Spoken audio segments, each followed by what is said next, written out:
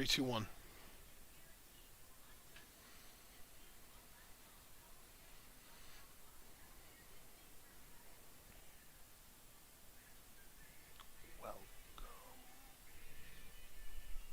Okay, ladies and gentlemen, I was trying to get John to do the intro, but I guess he didn't hear me. Oh, I'm sorry. I blanked out. That was such a quick countdown. Normally you do 3, 2, like you do No, it yeah, more dude. rhythmically. I I mean, thought I you were like fucked up. prepping me. I fucked up because I was late because I didn't realize. It took me a long time to realize that it was like a your intro thing because this is only our second time doing this. But yeah, I did like the 3, 2, 1 real quick, Well, hoping you'd catch it. we can do this right then. We can do this right then. Everybody, welcome to TWitWoW, the best wrestling podcast made for wrestling fans by wrestling fans on the web today. I'm John. That's my cohort and commentary, Ashton. We're both a bit, kind of off kilter right now. We're going to get it back on track, but this is episode 2 of TWitWoW in review. There we go. Now it's done properly. Second episode of this series. Again, a bit off foot right now, but I think we're going to get back on track when we get into the show. I apologize about that, everyone. That was just caught me off guard. But yes, second episode of the show where we talk about this week in the world of wrestling. Going to be a bit different from the first episode because I'm going to say right out of the gate, I didn't do any extracurricular viewing this week of any wrestling. It's been a busy week to say the least. Yeah. But I'm still excited to talk about the wrestling that I know we've watched. I'm still having thoughts about Gold Rush from last night. And yeah, man. So I guess with that said, if you have any, kind of opening remarks, we can get right into the show. Okay, amazing. You know what? The first thing that I want us to talk about is the most recent news that literally just dropped. Konosuke Takeshita is officially All Elite. I think this is a great signing by Tony Khan. I got to give AEW credit where it's due. This is a strong signing. This is a signing I can get behind. This dude has been getting praise everywhere. We know he's been set in places like PWG on fire. I think he came from DDT back in Japan. So he's definitely, if we're talking about like this generation of wrestlers, he's a guy that I think is definitely leaving a big mark.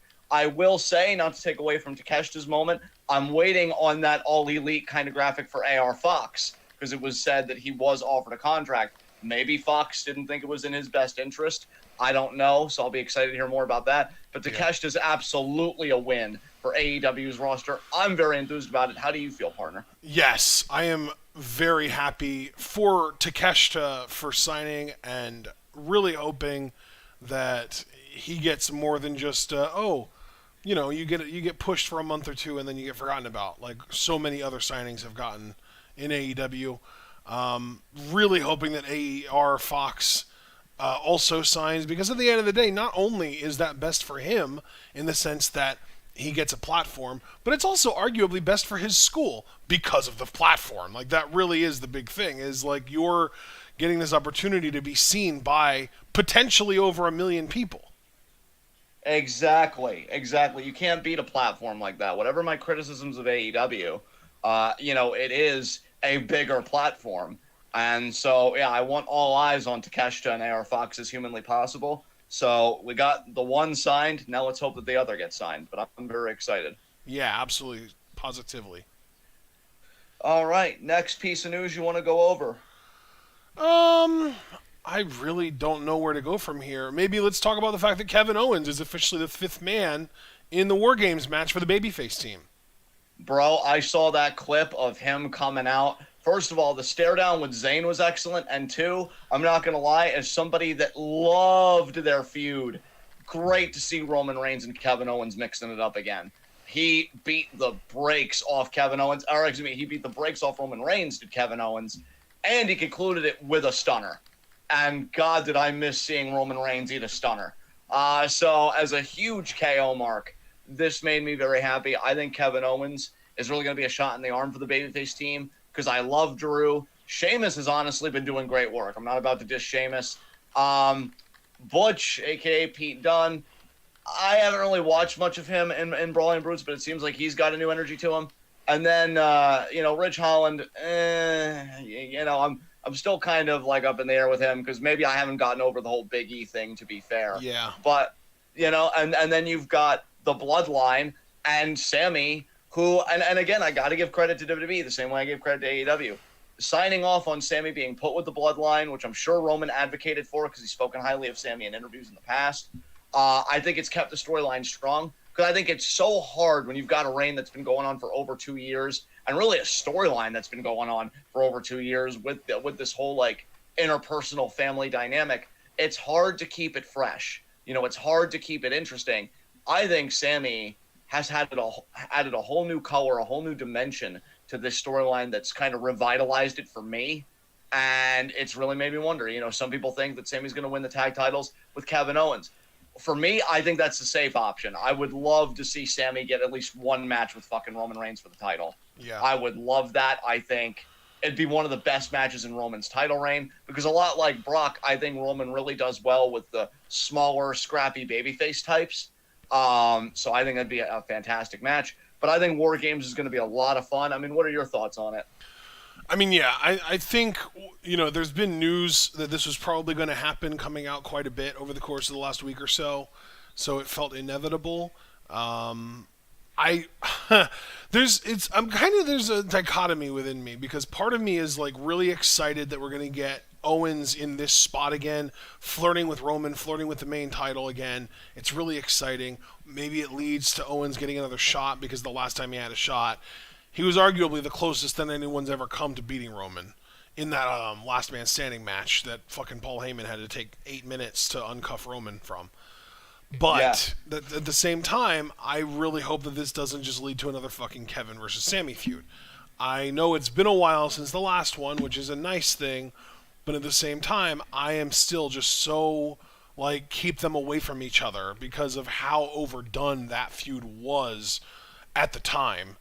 I still am not quite completely over it. You know what I mean? I completely understand where you're coming from, and not to speak for you, this is more me assuming your arguments and then kind of extending with my own.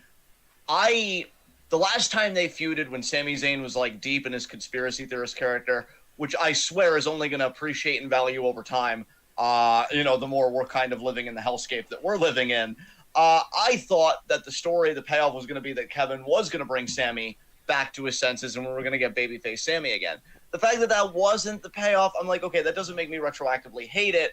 But yeah, I could use a break because I don't really see what the payoff was here. I don't see why you guys did this again unless there was going to be a big narrative shakeup.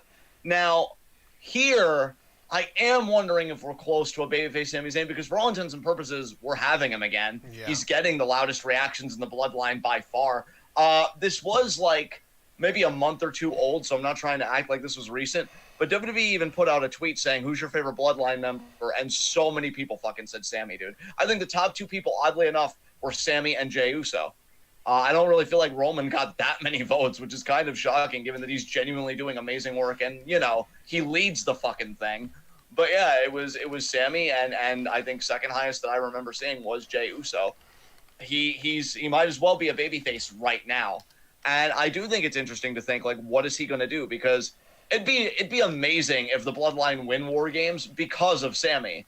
And then, Jey Uso gets further alienated from his own group because he has blood in the Bloodline. So, yeah, I don't know how they're going to play it, but I agree with you. I think one of the worst case scenarios would be retreading a Kevin-Sammy feud. That's honestly why, as a corollary, I don't even want them as a tag team. I don't think I just want them together. I like Kevin as the serious, focused singles guy.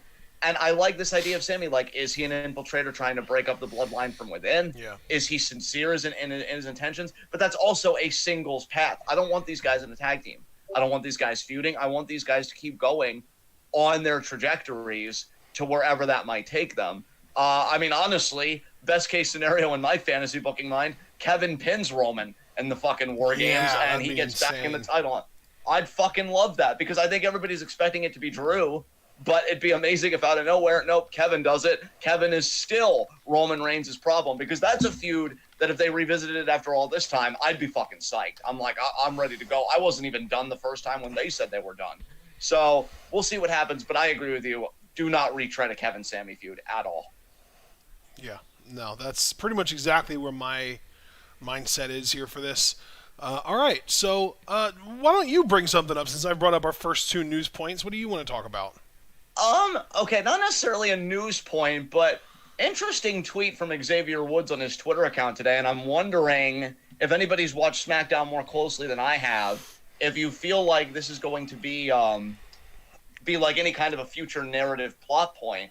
He tweeted an hour ago because today, I guess, was the anniversary of Roman Reigns shattering Xavier Woods' crown while Xavier was forced to watch because the Usos restrained him.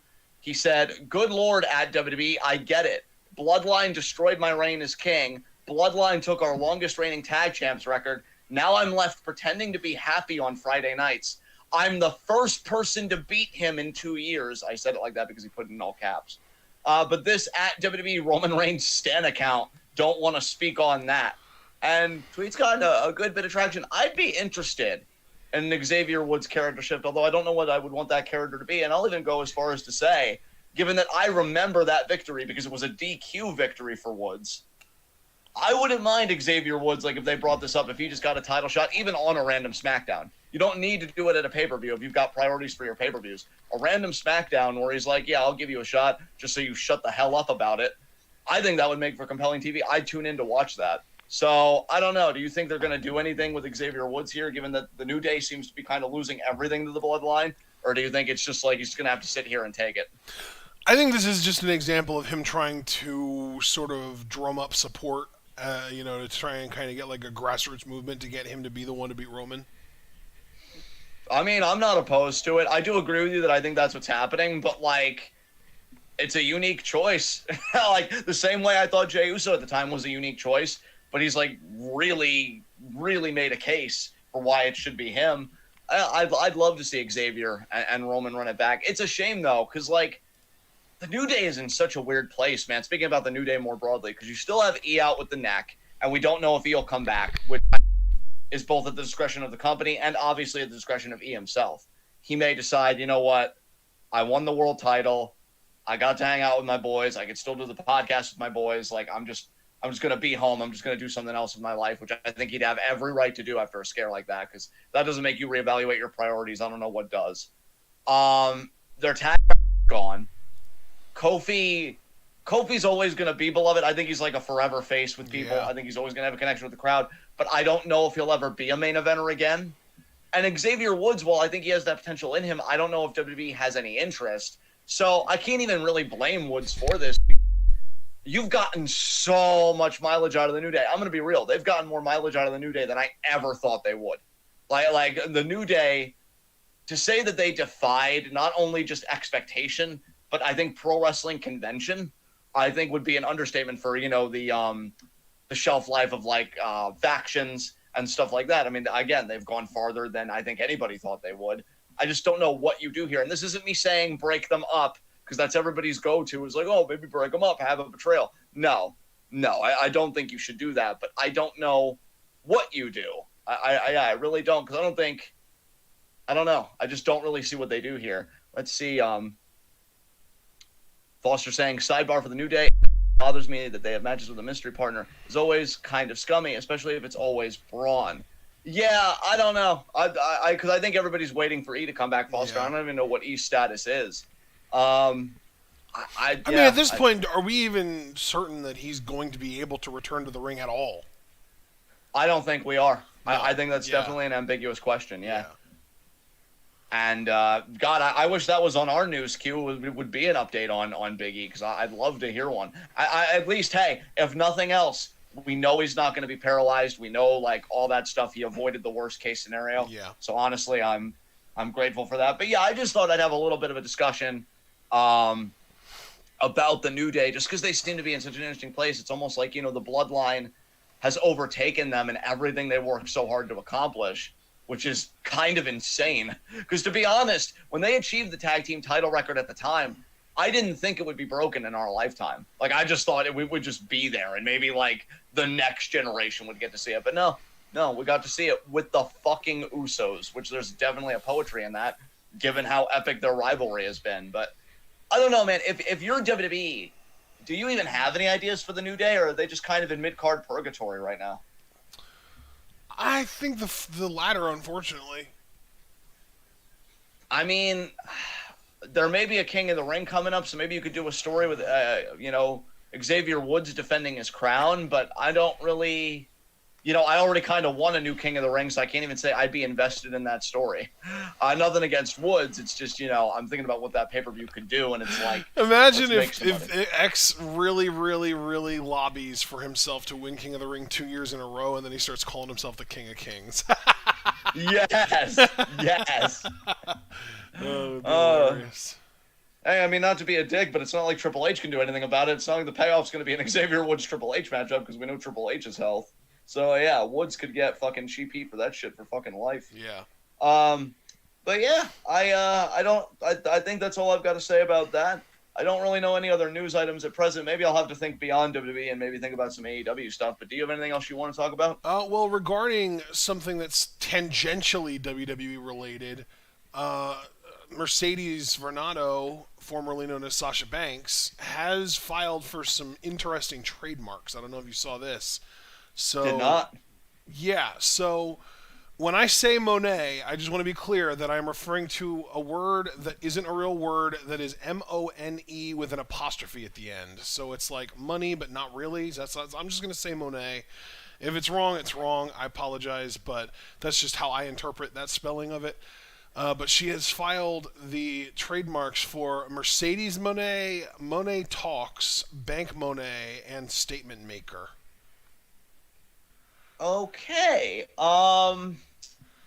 Thoughts? It seems to me like she's ready to straight up just be done with WWE. It seems like maybe there was some potential for her to return when Triple H first took over, but maybe those talks have fallen through as well. And maybe she's just ready to be done with WWE and move on with her career. And this is going to be her new identity. It wouldn't surprise me if this was just her new wrestling identity in other places other than WWE. Yeah, yeah. If she is done with WWE, I'm gonna campaign even harder for that Stardom run. Give me a year or 2 year stint. I know. For the love of fuck. Yeah. I mean, hell, Sasha's really one of those rare cases where she could have left anytime she wanted. Because that fan base is so fucking ravenous. You're never gonna take Sasha's fans from her. She's taking them with her. You're not taking them from her. So yeah, I think if she's betting on herself and doing these trademarks, I have my money on her winning, honestly. Yep. I think she's going to succeed whatever she does. Yep. She's already proven to have mainstream appeal. Yep. And yeah, DPK says he thinks it's for her clothing company. I mean, God, if she's getting into an entrepreneurial side, great. I think you should always have a backup plan beyond wrestling. Normally you should come into the business with one, but if you leave into the business and make one because you were that successful in the business, all the better. This way, if she really succeeds in this clothing company, it's like, oh, I can wrestle wherever I want, and I've got a nest egg here at home, making money for me. So where do I want to go? So yeah, that's what it's about. I wish her luck. Absolutely. Seems like Naomi's doing well too. I mean, it's funny that Foster says seems like everybody forgot about her. I follow her on Twitter, and I thought she was doing like some runway modeling. It seemed like to me, although I can't really confirm. Well, she that. and Sasha were both doing that. Yeah. So I don't know. Maybe Naomi's just being more low key. I don't know what she's got planned. Maybe she would want to come back. I still personally, and I think she'd be well within her right after how she was treated by the company. If she'd want to come back and just want to play a heel, but like a heel with the bloodline, being like, this company didn't give a damn about me, so now I'm not going to give a damn about it, and we're taking this whole thing over. Yeah, I'd still be for that. If she's done with WWE too, even with Triple H running it and just wants to do something else, maybe she could do something with dancing. I don't know if she has other aspirations because we don't know what Naomi's interests are really beyond wrestling. Maybe she's going to do some self-discovery. I don't know. But I want them both to be happy and healthy because I think they're both amazing. They're both wonderful. And I just hope it all works out for them. Yeah. All right. All right. What else can we talk about? Kyoko Kimura won a civil lawsuit regarding slander against her daughter, but the perpetrator hasn't paid a penny in compensation to this day. Ooh. All right. Jeez. I really don't know what to say to that. It's a shame that, the legal mechanisms we have in place just all over just seem so ineffectual in so many ways. I mean, when they say the wheels of justice turn slowly, I don't even have to laugh at that anymore because that implies that they turn at all. Yeah. It's sad, man. It's sad what happened. It was a freaking tragedy. And that kind of compensation doesn't fill the void, but it's more just the principle of the thing. Like, I had this horrible thing happen to me and my life, and this is the kind of restitution that society can offer. I hope she gets it, but I wouldn't hold my breath. I'll put it to you that way. Yeah. All right. By the way, I forgot. I wanted to go back to this. Foster said something along the lines of he thinks that Sammy and KO are going to be the ones that beat the Usos for the tag titles. I don't think I'd be opposed to Sammy KO reuniting as a babyface tag team. I think that would be really cool, actually. But I don't want that to happen before Sammy gets a shot at Roman. Yeah.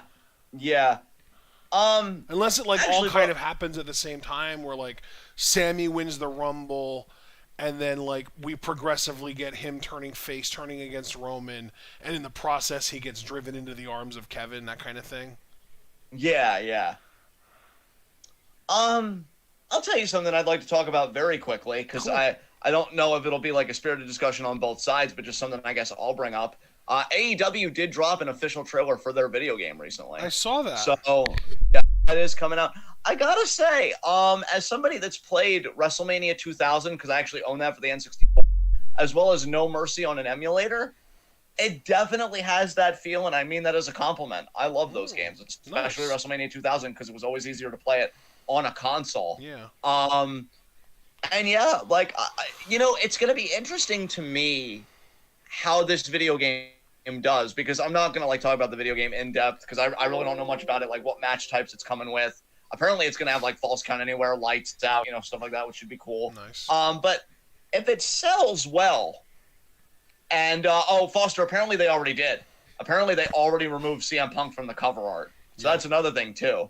And again, I gotta give AEW credit for that. Punk was, to say that he was a douche would be putting it mildly. I didn't think Tony Khan could be that kind of enforcer to say this is inexcusable, you're done, but he did it. So I'll give him credit where credit's due. I've been very hard on him lately, not unjustifiably in my mind, but they're definitely doing some things right. This game looks promising, and I have to wonder, because again, I haven't considered myself a gamer in a long time, but I think you and I can both agree. In fact, I think it's well established on the podcast. I have played more wrestling games than you have. Oh my god! Right? Yeah. So that's why I said I'm sorry that it's not probably going to be more of a back and forth. That's why I want to focus more on the gaming industry, because then maybe you could lend an opinion. I'm wondering if this really sells well, if WWE would take notice and they would do a kind of game like this, because I know they've done arcade style games outside of the 2K franchise. I even forget what that one game was called where the proportions were ridiculous and the moves. Yeah, I know which one you're talking about. Yeah, and that looked cool, but I think it got mixed reviews because I don't know if the roster was too limited. WWE All Stars? That's what it was. Yeah, WWE All Stars. It looked like a cool game, but I don't understand why you don't just go back to basics, but with modern tech and modern gaming engines and stuff like that. Foster said All Stars was fun, Battlegrounds was lame. Yeah, so I have to wonder if AEW succeeds in this game with Fight Forever. One, what that's going to mean for AEW's future, because if they're anything like WWE, you're going to want at least a new game every year. But maybe, honestly, if I was them, maybe I would wait every couple of years. This way, when I come out with a game, it's actually new. Yes. Beyond just an expanded roster, With WWE, you could tell that it's such a cash grab, and I think that's why I got burned out, because all they would change would be an expanded roster. Maybe they'd give you a new 2K story, which I'll say again, for all the gamers in our chat that have played wrestling games to the extent that I have, if not more, I never cared for the 2K story. They put detail into them, they put time and effort into them. That's obvious. It's not that they were bad in them themselves, but I just wanted a season mode. Right. I just wanted a season mode where I could grind out my character, do all that stuff. And I know there are people that'll be like, "Oh, that was universe mode," because in universe mode you would get these matches every week and whatever. But not really. When I think a season mode, I think about what I would see in Shut Your Mouth or Here Comes the Pain and stuff like that. That's what I want. So actually, I'm happy that AEW is doing this, because if AEW is kind of returning to those classical wrestling games and kind of trying to provoke a renaissance, I hope WWE takes note. I hope 2K takes note. And, they don't even necessarily have to change their style, but just put a little bit of meat on the goddamn bone. And I feel like to be fair to them, they've tried in some ways. It's just, don't overcomplicate it. I think they try and overcomplicate it. That's the problem. If you just give us the basics, like they returned GM mode, but I don't even know how the GM mode in the latest 2K game even was. I think I heard mixed things about it. So I'm rooting for this AEW game, man. I don't even know if I'll buy it. I don't know what the compatibility would be with this game in my computer. I'm assuming it would be, because it definitely has that No Mercy type vibe. But yeah, I hope it succeeds. I hope it does well, and I hope that they don't make it like an every year thing just because, we got 5 people on our roster that we can play now, when DLC is a thing. You could do this one game and release DLC for I don't know, 3-5 years maybe, and then come out with another totally new game. So I don't know. Do you have any thoughts about it, even on a meta level, about how this could, maybe affect WWE and how they do their games, what this could mean for AEW as a company? I mean, I think the first game is always important, don't you think? I mean, yeah, I don't really have too many opinions on it, but it looks fine. It looks pretty solid. I don't really know anything about the gameplay.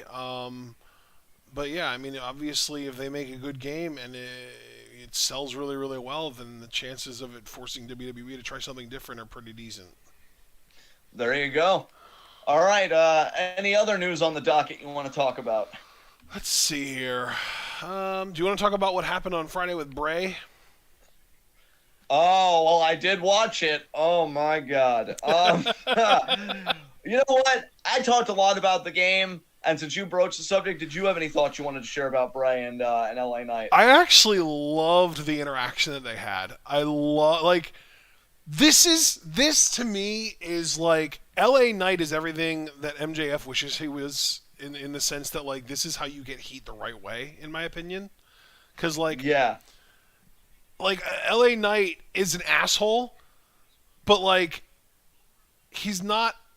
It's not a forced thing. It's not oh well, I'm an asshole because my character is an asshole, so fuck you, I'm an asshole. That's MJF to me. LA Knight is a dude that people know. Everyone knows someone like MJ, like LA Knight. I don't know anyone that's like MJF. I don't know anyone that's just a piece of shit because they feel like they have to be a piece of shit. That's not really a real thing. But LA Knight, I feel like almost everybody knows someone like that. This dude's just a douchebag because he's a big, good-looking, muscled-up dude that gets women and has no real reason to change because at the end of the day, he has everything that he wants, and he doesn't really have any reason to want for anything, so why would he feel like he has to change anything?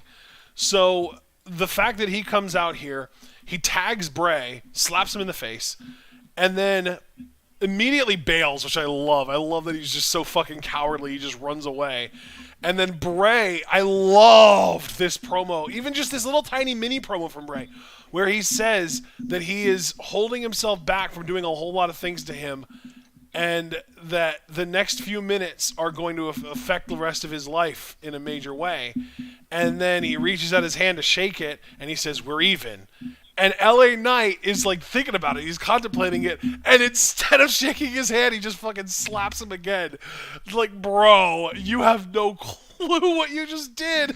And then later on in the night, we see him dead, basically. Bro, and what was so great about it, because you did gloss over my favorite part of the whole thing, although everything you said was 100% on point. The face Bray made after the second slap. Oh, dude. He was gone, my man. Fucking It vibes. he was gone. I Bill Skarsgård, he dude. The fucking look that he does as It in the more recent It movies, where he's it looks like his eyes are going in separate directions. That was what fucking Bray was doing, dude. That was wild.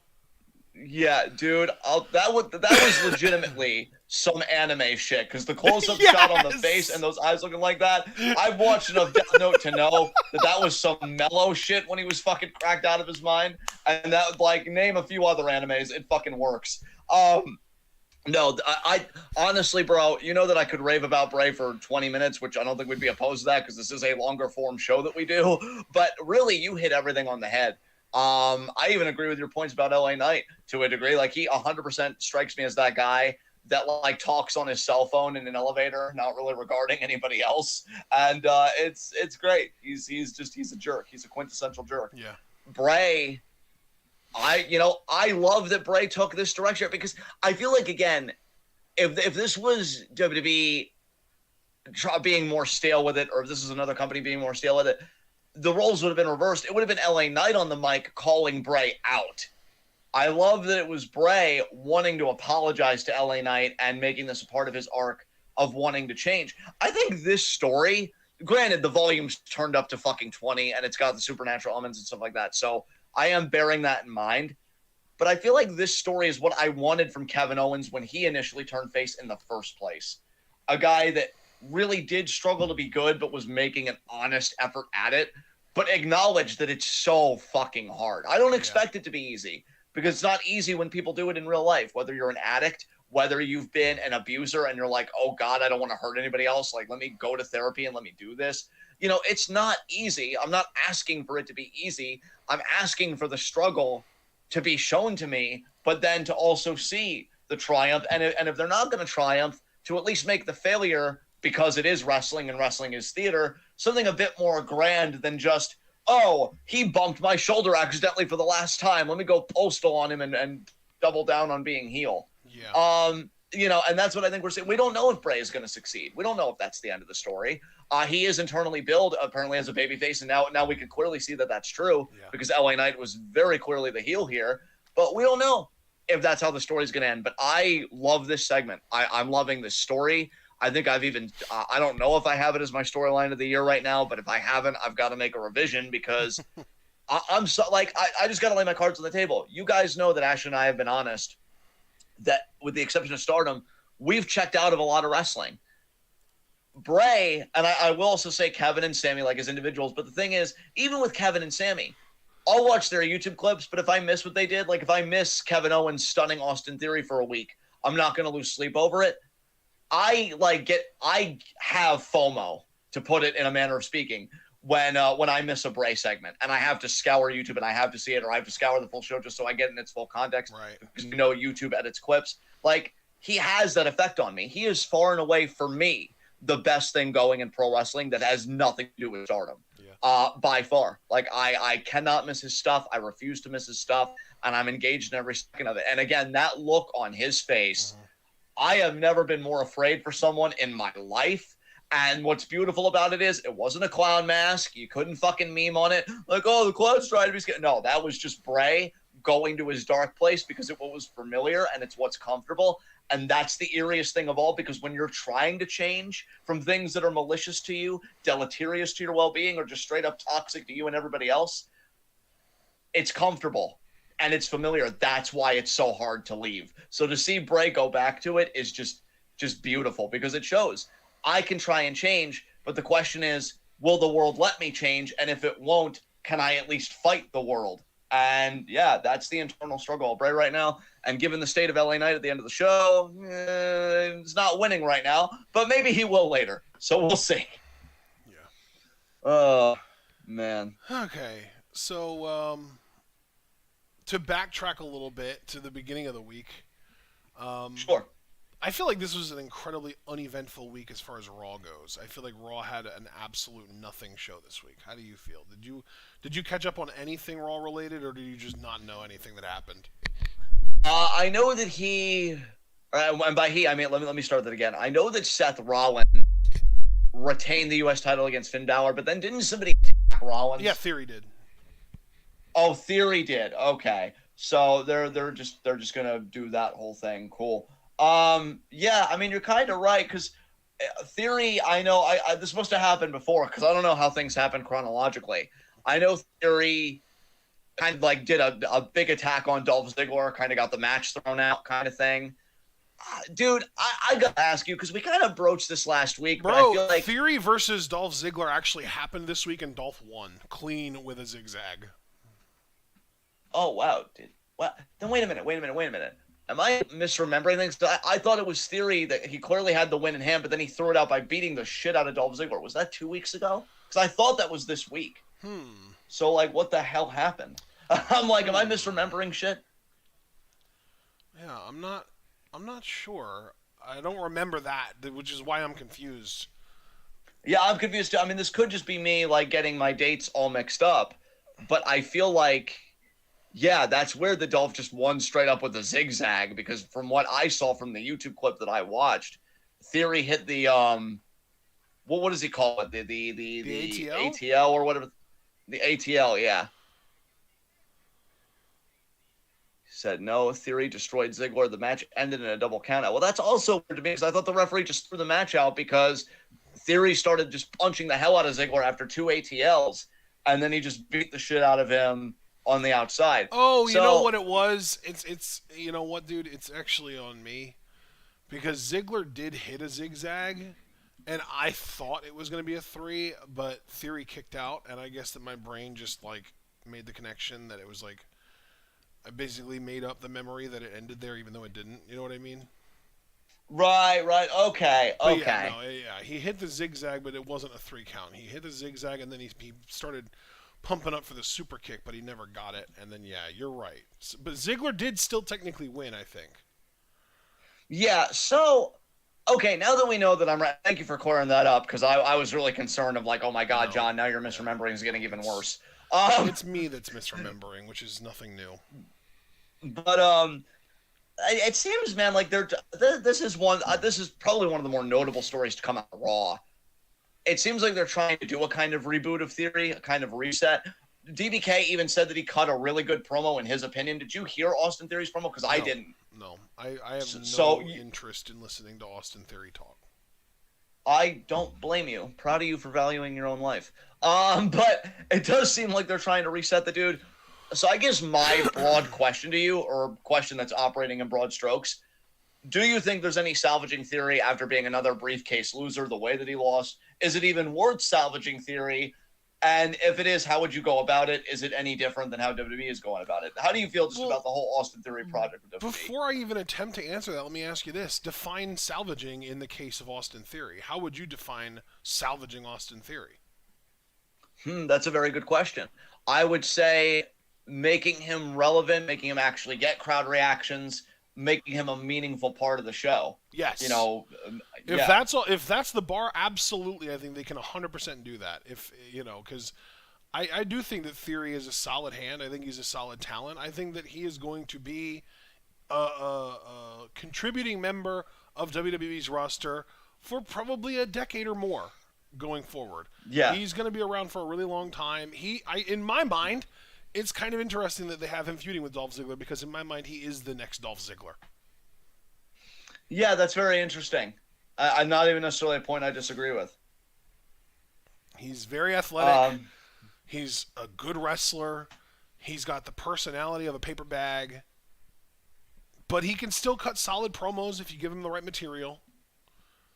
And yeah, that's literally, I just described Dolph Ziggler, but I also just described Austin Theory. They're basically the same type of talent. The difference is there isn't a lower tier world title that Theory can win like Ziggler did back in the day. So I don't think Theory's ever going to be a world champion. yeah, yeah. Right now, as it stands right now, and obviously you and I always revise our opinions in light of new evidence or new Yeah. developments. So we'll have to see if that changes even a year from now. But as it stands right now, I agree with you 100%. And to be quite honest, to answer my own question about like, is Austin Theory worth salvaging and can they do it? Can they do it? Yes. Is it worth it? Honestly not so sure. I mean, look, I'm gonna be real with y'all. To me, Austin Theory is the quintessential main event talent. By which I mean the show WWE main event, not main event as in hierarchy. I I like think this that. dude, Yeah, that's a great point. I'm fully with you on yeah, that. yeah, like to me, I feel like this dude should be having like a program with R-Truth on main event, and like that's kind of his ceiling to me at present. I really haven't been wowed by his stuff. To be honest, I liked him better in NXT. That's just just an honest opinion that I'm coming with. I think when you try and repackage him as like I mean, he was better with The Way, but that's because of Johnny, yeah not because of anything Austin was doing. yeah well I mean to be fair, even him being kind of a doofus got a laugh out of me once or That's twice. Like I fair. remember the battle royal That's fair. where he's out on the floor, but like his feet haven't touched the floor, and he's like, "Oh, I know," and he kips up, so obviously his feet touch the floor, and he's like, "Oh, dang it!" Like, that was funny to me. I actually kind of found it interesting that this guy could be so physically gifted, literally like the saying, "$1 million body, nickel brain," made as a character. I find that interesting. Yep. But look, you got Carmelo Hayes, you got Braun Breaker. Who else? I mean, I haven't watched NXT 2.0 in so long, but I'm assuming Cameron Grimes still. You've got these guys that, like, why is Theory even here? Like, again, that's why I agree with you about the Dolph Ziggler comparison, because ain't no top guy here in my mind. Not with Carmelo Hayes and Braun Breaker especially waiting in the fucking wings. I'd like to give more examples, but one, I haven't watched the product, and two, I don't want to be disingenuous, because there are other names I can name relative to being better than Austin Theory or having more mileage than Austin Theory, but I'm not so sure if I believe that as of yet. But Braun Breaker and Carmelo Hayes, I am certain of that fucking fact. So yeah, like I think Dolph Ziggler's a good place for him. I think this guy, as it stands right now, his biggest accomplishment would be being a running like Intercontinental or U.S. champion. Yes, exactly. Because we know we are completely on the same page on him on as far as he goes. Yeah. Absolutely. So, really got nothing else to say beyond that. Is there anything else you want to bring to the table here? Well, I haven't watched NXT in a long time either, but I was perusing Reddit the other day, and I came across because I don't know if you're not on Reddit very often, are you? Not too often, no. Okay, so I have this extension for Chrome that's called Reddit Enhancement Suite. It just basically makes browsing Reddit easier and more convenient.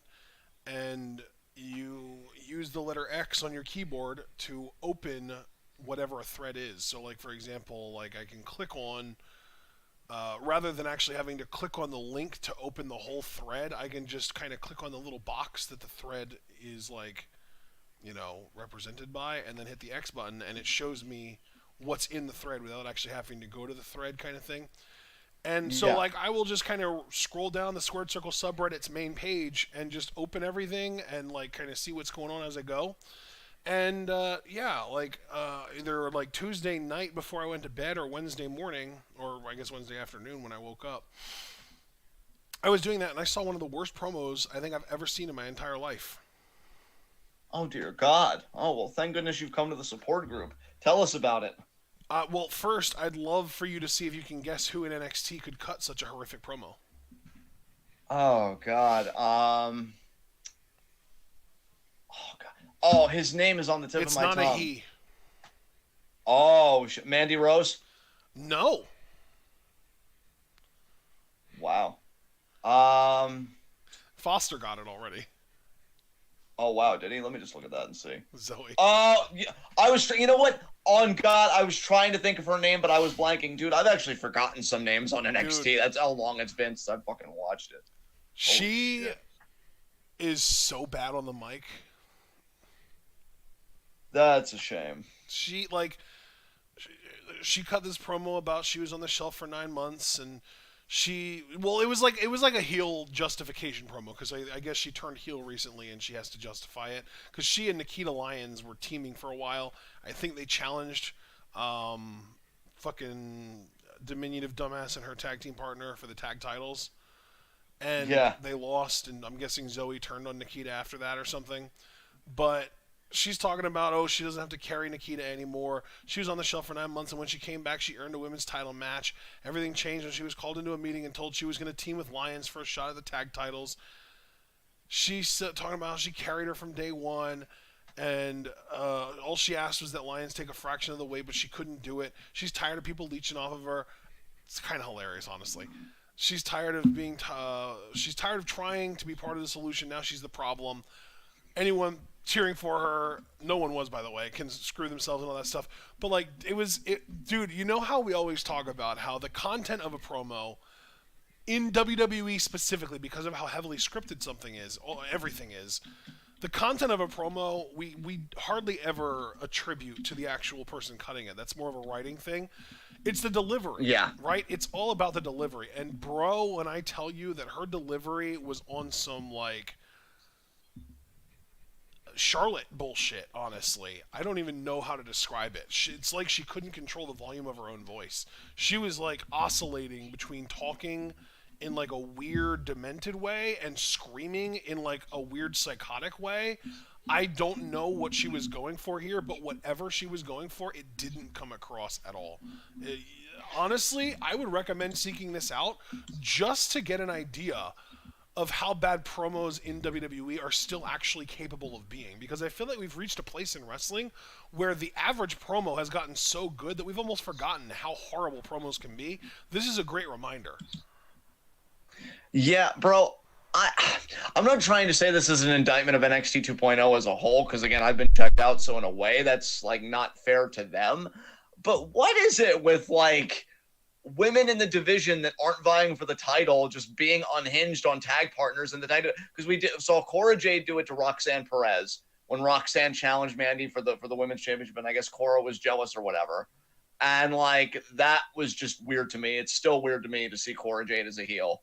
And now Zoe Starks, after this failed bid with Nikita Lyons, is like, well, fuck this tag team then, and turns on her. It's like, it's weird to me. It's weird to me. You talking it's about so this promo, funny it's like, too, I'm because glad that is a trope that we expect to see more often than we do. Like, I mean, fuck, dude. How long have we been expecting for Swerve and Keith to break up since they lost the tag titles? And shit, even when they were the tag team champions, how many times were we expecting them to lose the titles and break up? And even when they were chasing the tag titles, how many times were we expecting them to lose their title shot and then break up? And it just never happened. And even now, we're expecting them to lose this opportunity and break up afterwards. It's been happening, not just with that team, that's just the team that it happens the most with, but there have been other teams that we keep expecting it to happen, and it just doesn't. But you go to NXT, and every time a team loses tag title opportunity, they fucking break up. No, I'm telling you, we know JBL is back with the company. I'm starting to worry that Shawn Michaels is giving him creative control with the women. Why are we breaking up? Why am I attacking her? Listen, all women hate each other, Moggle. What? Just go out there and beat the crap out of her. I'll take care of the rest. Because, like, that's what it feels like. It's so reductive. It's like, I should just believe that all women hate each other and women's tag teams can't work, which, I'll tell you, for Katana Chance and Caden Carter, it just, like, what does that mean for their team? You know? What does that mean for their team? The moment you lose the tag titles, are you even going to care about a rematch, or if it's going to be like, this bitch, and then, you know, one of them gets fucking blindsided? Like, what? Like, what the fuck? I agree with Foster. I think Foster hit the nail right on the head. It's like, it makes the women's tag belts feel unimportant when tag teams keep breaking up. Heck, I don't even know if I can count 6 women's tag teams in WWE.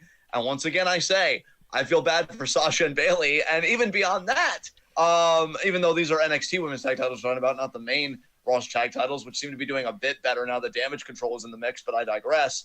Yeah, it's a mess. And I don't know if I'll seek that promo out. I kind of want to, just so that you're not suffering alone. But I'm really glad I missed it the first time. And, yeah, just don't give Zoe Starks a microphone, apparently.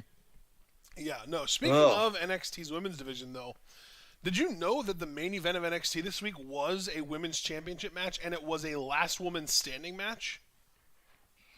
Was this Mandy versus Alba Fire, possibly? Yes, it was.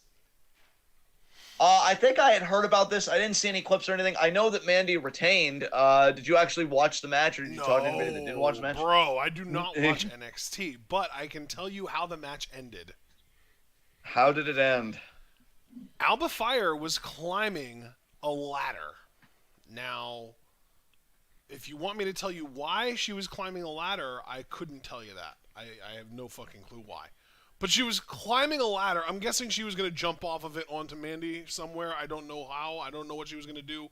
But she was climbing a ladder, and she got to the top of it, and she turned around like she was trying to line something up. So I'm guessing she was going to jump off of it. But then when she turned back around, guess who was on the other side of the ladder? Oh, wait. I did see about this, because I actually did watch a little bit of this. Wasn't it fucking Sonya Deville? No, it was Isla Dawn. Oh, fuck. Now, in this case, I am misremembering, because I know Sonya helped Mandy recently on NXT. Isla Dawn, though, I was not expecting that. That's interesting. So, fuck. Okay. Guessing she helped Mandy retain the championship. Oh yeah, she sprayed some kind of mist in Alba's face and then pushed her off the ladder onto the announce table. She crashed through the announce table and couldn't answer the count of 10. So, literally, Isla Dawn won the match on Mandy's behalf. So, okay, I have questions. I have questions. Again, as somebody completely checked out of the product, is Isla Dawn going to be the next Toxic Attraction member? Is she just separately fucking with Alba Fire? I mean, I know you don't have the answer to these. I'm just asking generally, I guess just to see where NXT will go with it. But I guess the question that you can't answer because it's more subjective, how do you feel about Isla Dawn being brought into the fold on NXT 2.0? Because I know we saw a little bit of her work in the very brief time we covered UK. Yeah, I don't get it. I don't get it at all. I don't care for Isla Dawn. I don't get the appeal. I don't know what the fuck she has to do with either of these women. I feel like it's less about her being in the main, like the women's world title picture, and more about her starting a feud with Alba Fire separate from that, if I had to guess. Yeah. But, yeah, I really don't care for Isla Dawn at all, and so this is just another step further from me being interested in NXT again. God, yeah. I really gotta say, and again, not to be on my simping bullshit, and I don't want to belabor the point too much, but really, thank goodness for Stardom. Because on some real shit, bro, if I was somebody that was just watching WWE, I would still think, even though you have competent women's wrestlers, I would think that women's wrestling doesn't matter, by and large, because, especially if I was watching NXT, because I don't even know what the fuck they're doing over there. Bianca's still an amazing champion. Don't want to, give her shit for that. Ronda would honestly harm my perception because it's like, wow, the women's wrestlers are so pathetic. They needed to get a UFC fighter to put the belt on. So I don't even know if Ronda would help anybody's perception about women's wrestling. If anything, I think she harms it. Tag titles are a joke, I would say, on both shows, even with Damage Control holding the women's tag titles on the main roster because it's been kind of a game of hot potato. When Damage Control should have just been a dominant fucking faction because they're heels, thus giving the babyfaces something to fight against. But, I don't know. It just, yeah, I don't feel like women's wrestling is as good as it can be with WWE, even with the gloss that they put all over it. I feel like it's capable of so much more, and we're still not there yet, And this is what I mean. Like, have they made strides? Of course they have. But you don't settle for the strides. Progress is always meant to be taken further. And yeah, they can do better than this. And I expect better than this. And I don't get it. I don't get Isla Dawn either. And I've been checked out of the product. But I don't get why she would help. My guess of Sonya Deville was because, again, I know that Sonya came in and helped 1 week. So I thought, they're going to have Sonya do more NXT stuff. That would have made sense. But even then, that's a bit whatever. But, yeah. At least they gave some kind of a justification. This, I don't get at all. So, yeah, it's surprising. Yeah. All right. Are we ready to talk Dynamite, or? Yeah, let's talk Dynamite. What do you want to talk about? So, did you ever end up going back to watch the AR Fox Top Flight Death Triangle match? No, I did see highlights though, and my God, AR Fox fucking actually all 6 people killed it. To be fair, but I was really happy to see AR Fox get his shit in. Bro, he looked fantastic. When I tell you, I popped my ass off for Low Main Rain and Low Main Pain. Holy shit, that was so cool to see on AEW TV. Fuck yeah, my man. Fuck yeah. That was awesome. Yeah, AR Fox apparently got a contract offer. You mentioned that earlier. They actually had a promo after the show, or maybe after the match. It might have just been backstage after the match, and they posted it after the show, where the fucking interviewer told told AR Fox about the contract offer live, as the camera was rolling. So awkward. Yeah. I mean, okay, here's a controversial question for you. Because I know you, me, Javaris, a lot of fans of us that are also fans of AR Fox. I even said to him in a tweet recently, and he replied with a heart. And I was like, "Oh, Fox, you're such a good fucking dude." So I don't mean this against him, far from it, because I said to him recently in a tweet, I'm like, "You deserve to work for a major promotion and making major promotion pay," and I believe that in my fucking bones. But. Given our criticisms of AEW, I'm going to ask you, do you even think he should sign Do you think maybe it's better if he retains his creative autonomy and doesn't like fucking sit in catering, which I'm afraid he would do, or be relegated to Dark and Rampage? Like, do we think he should sign? Is it a worthwhile gamble? Because we know AEW is getting value. That's beyond fucking question. I'm wondering, though, if him signing with this company is good for him, but it does seem to be the only offer on the table. So if you were Fox, would you sign, or do you think you'd kind of weigh your options? In my opinion, it makes the most sense in the world for him to sign. Because here's the thing, dude. Even if we never see him on another episode of Dynamite again, and he's only ever used, like you said, on Dark, Elevation, Rampage, whatever, this dude would have a job for life because he has his own school. He would be another QT Marshall for them. That's true. That's true. So, yeah. I guess as far as like job security goes, you absolutely sign on that dotted line, and then you get into conversations about potentially making your school a feeder system for AEW. Yeah. Yeah, I think that's a great point, actually. I hope he does play his cards like that, because he really does deserve this. It's not that I'm saying he doesn't deserve the security and stability, and I know you know that. I just want to make that clear to everybody else. It's just, he's fucking great at what he does, and I don't want him sitting on the shelf like Tony Khan, like he's the new toy for 5 minutes, right, and then he gets put on the shelf because Tony Khan gets bored. But even if Khan gets bored, doesn't matter if Fox is still getting paid. Yeah. I just want to see AR Fox get paid. So I think you make a compelling argument. And well, I and think that's the because thing of too, your argument, right? Is even if he only does get, a 1-year contract, and he spends most of that year on the sidelines, if he spends that year getting paid, that could help him potentially make improvements to his school. It could give him more financial security. I don't think that there's any reason for him not to sign, honestly. Yeah. Yeah, I completely agree with you, man. I think you make very salient points there. I hope this is it for him. I hope it's finally happening for him. Because, God, I feel like the AR Fox please sign with a major promotion discourse has been going on forever. Years, bro. Way too fucking long for a man of his talent level. Mm-hmm. So, God, I'm fucking hoping. And honestly, the most I will hope for him that I think is realistic, I hope one day we get to see him as TNT champion. Because I'm not entertaining any delusions about world title or main event or anything like that. I think his best shot at that was in a Lucha Underground, which is why I wish that show was still fucking going. Yes. But TNT champion, don't tell me that's not fucking possible. That dude's a fucking workhorse and a half. Yep. He's insane. To be quite honest, and it's funny that they were paired together in Lucha Underground, he is the closest to me of having that Swerve energy of just being an innovator and being so different from everybody else. Mm-hmm. That dude is fucking nuts. So really, really rooting for him. So we'll see what he does. Yeah, absolutely. So there are 4. Oh, God, I'm so sorry, AEW fans. There are 4 negative points that I wanted to make about AEW this week. Oh, dear God. Well, I'm rolling my sleeves up. Let's get to it, my man.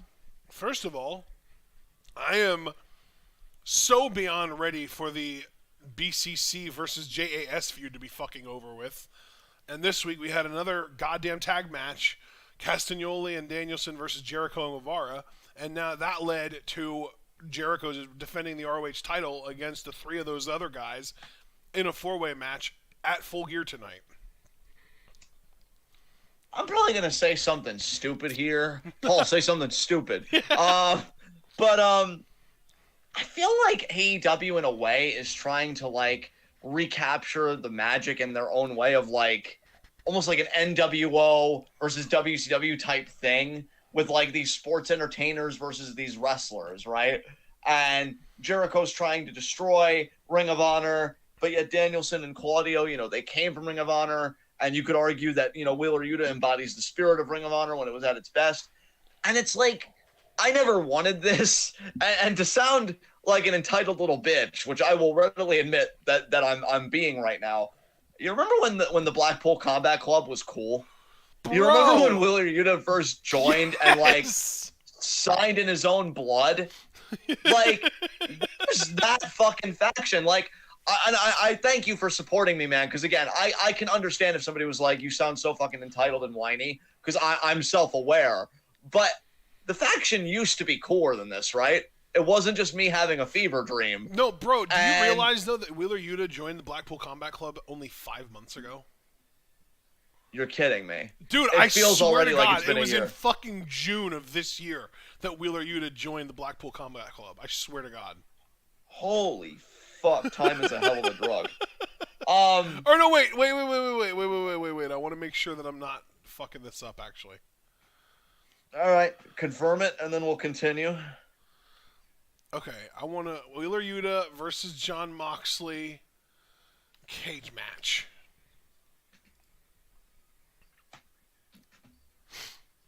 Okay.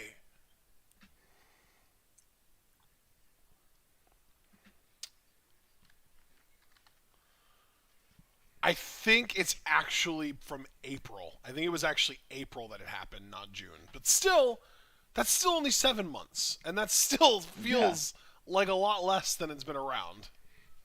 Yeah, and like, I didn't want them to get caught in an endless loop with JAS. I wanted them to beat the fuck out of everybody. I didn't want them to feud with like one particular faction. I wanted them to be the best wrestlers in the whole goddamn place. And maybe even start out as heels because of their technical superiority, but then obviously get over because they've made pro wrestling cool. Yeah, Like, dude, that like, was the whole thing. with Moxley as the AEW champion, you would absolutely expect one of Claudio or Danielson to try and go after Jericho's ROH world title, for sure. But the other one shouldn't be going after the same title. They should be going after, maybe, say, the ROH Pure title, since that's being held by Garcia now, and Garcia betrayed them and is in the fucking JAS again. Where the hell is Garcia? Yeah, I don't know what's happening with him. I was ready to give everything of myself to Blackpool Combat Club. Because, like, this was childhood John's fucking wet dream. A faction of fucking wrestlers that were badass doing it. We're not talking about nerds in singlets reminiscing about their NCAA championship wins, or anything like that. But just real fucking... Damn, bro, you didn't have to go that hard at Kurt Angle. Well, yeah, I mean, he's the exception. Kurt Angle had his cool moments. Fucking, honestly, it's funny you say that because the image in my mind was 100% Jack Swagger and shit. Nice. But yeah, like, these fucking hit you in the mouth and laugh about it kind of guys. I mean, the coolest that Blackpool Combat Club has been since, and I can't believe this sentence is true, is William Regal smiling in the face of an MJF that admitted he wanted to commit suicide. Yep. Like, that is so fucked up, but that's the energy I wanted from Blackpool Combat Club. The energy that pretty much says, "Oh, you got a few mean tweets. Oh, you didn't succeed at the tryout. I was wrestling at 15 in carnivals for hot dogs, bitch. Get a fucking number and get in the back of the line." Like, yeah, because it's true and it's real. And like that, the idea that they're doing this whole versus sports entertainment. No, let the sports entertainers do what the fuck they want. Be the best wrestlers against everybody. Fuck, man. The start of it was so good. So good. I even agreed with people that, because I even forget who said this. I don't know if it was Booker T or what. But like somebody in the business even said, this has the potential to be like their NWO. I don't know if I would have gone NWO exactly. I was thinking maybe more Evolution vibes or whatever. Because you got Regal leading the fucking helm. Yeah, you got Regal leading the front, and you got Danielson and fucking Moxley. I'm going to be honest. The firm's okay, but I wish we would have gotten Lee Moriarty. What's up, Chiefin? What's up, DBK? Thank you for joining us. It's funny that we're talking about AEW right now. I agree with you 100% at the time that they should have gotten Moriarty. Yuta's fine. I like Yuta. I fuck with Yuta. Yeah. But yeah, so he's fine. And you should have just done that fucking vibe. Imagine these fucking technical wrestlers coming out. You don't even have to have them come out in suits. Suits are kind of played out, but just have them come out, have their own cool vibe, and just, being like, we're going to kick your fucking heads in, we're going to take your titles, and there's nothing you can do about it because you can't out-wrestle us. We're the best here. Dude, And I then think, honestly, over. the whole fucking Daniel Garcia thing was a mistake because I can't say everybody knew, but at least we knew that it was all a front and that he was going to end up turning on and betraying Danielson to rejoin JAS relatively quickly afterwards. We fucking called that shit. super early in on that storyline. And now getting fucking Guevara involved is a mistake because everything Sammy Guevara touches turns to shit. I hate that little fuck. Oh my god. Oh. I want to punt him across the field the way Snitsky punts babies. It's just, he's so fucking awful.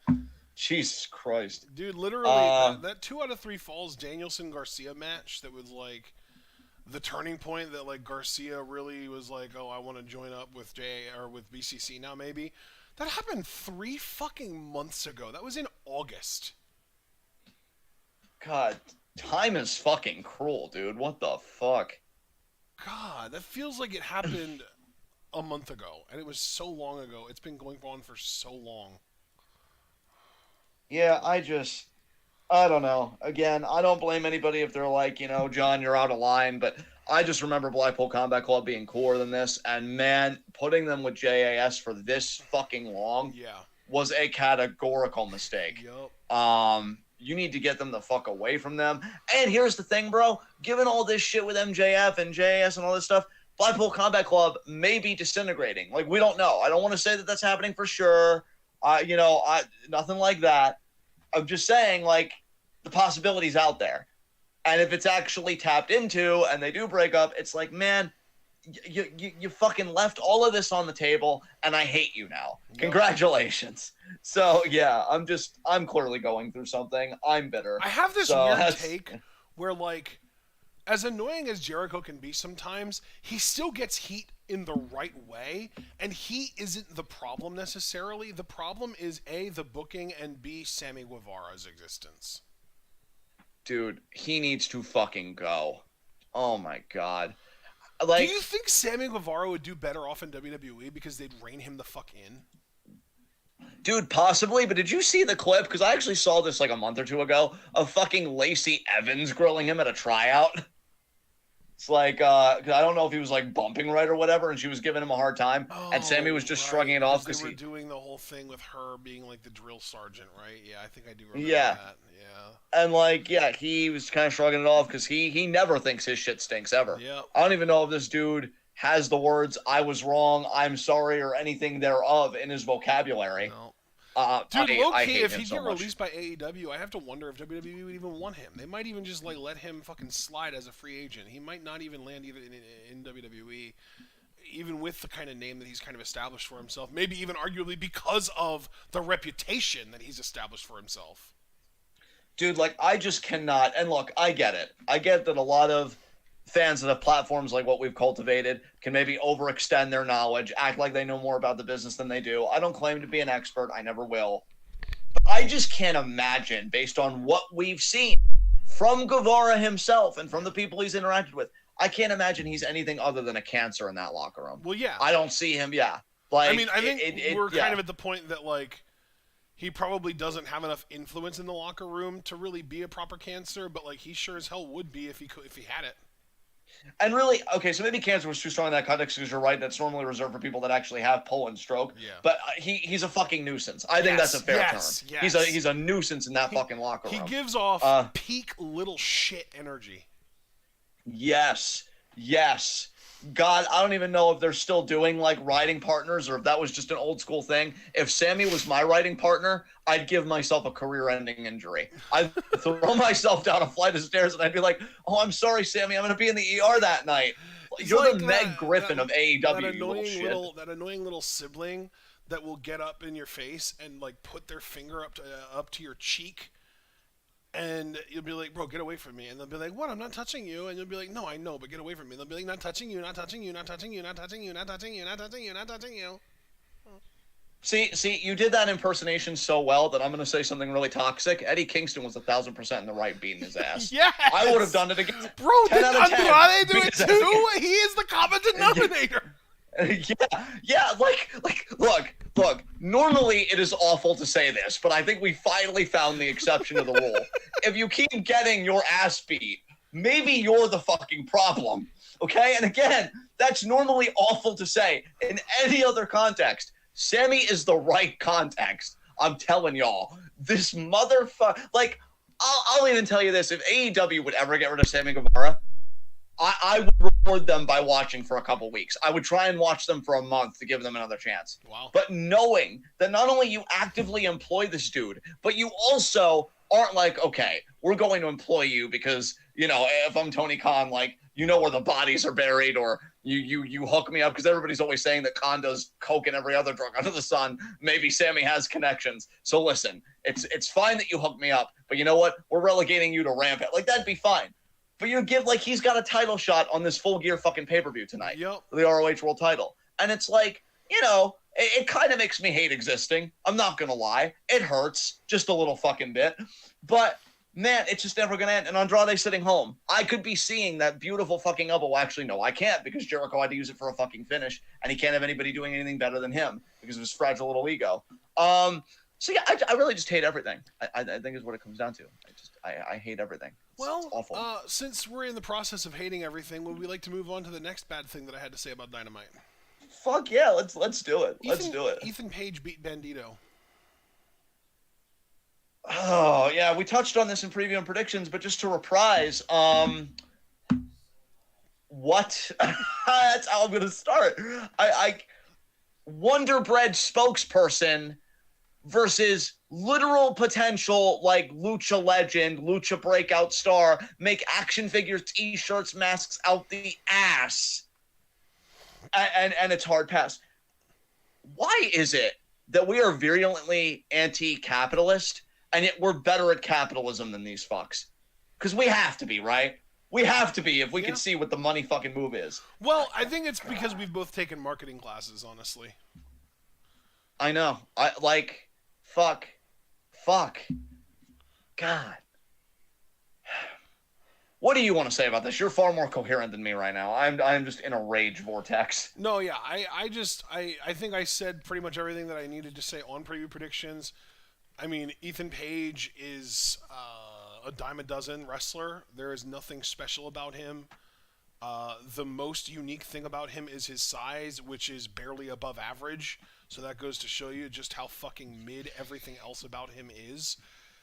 Frankly, I wouldn't even have him in a tournament for the world title, much less having him actually win a match in it. And Bandito should have been in the finals, if not won the whole thing, because this entire tournament should have arguably, with him being your freshest signing, been built around him to make him a star, because he is a star, and you need to make him, you need to establish him as one in front of your audience. So, yeah, I think Tony Khan needs to maybe, get piss tested, like you said, because of the fucking drugs, because he's clearly on something making these kinds of decisions. I'm not going to take any more of this fucking shit. Oh, yeah. All right. Ethan Page, you're going over. But, I mean, and here's the thing. Bro, what were the original four pillars of AEW again? It was Sammy, Darby, MJF, and Jungle Boy, right? That's correct, yeah. That is the worst fucking four pillars I've ever heard of. Look at the company right now. Sammy Guevara is literally, like I said, everything he touches turns to shit. Darby Allin is a shitty little fucking wannabe. MJF obviously is in the best position of the four and is the most beloved of the four, but he's also a literal perma-heel, because if he ever turns babyface, he'd be the least believable babyface in history. And Jungle Boy can't talk worth a shit. So, like, these pillars are crumbling, brother. These pillars are crumbling hard.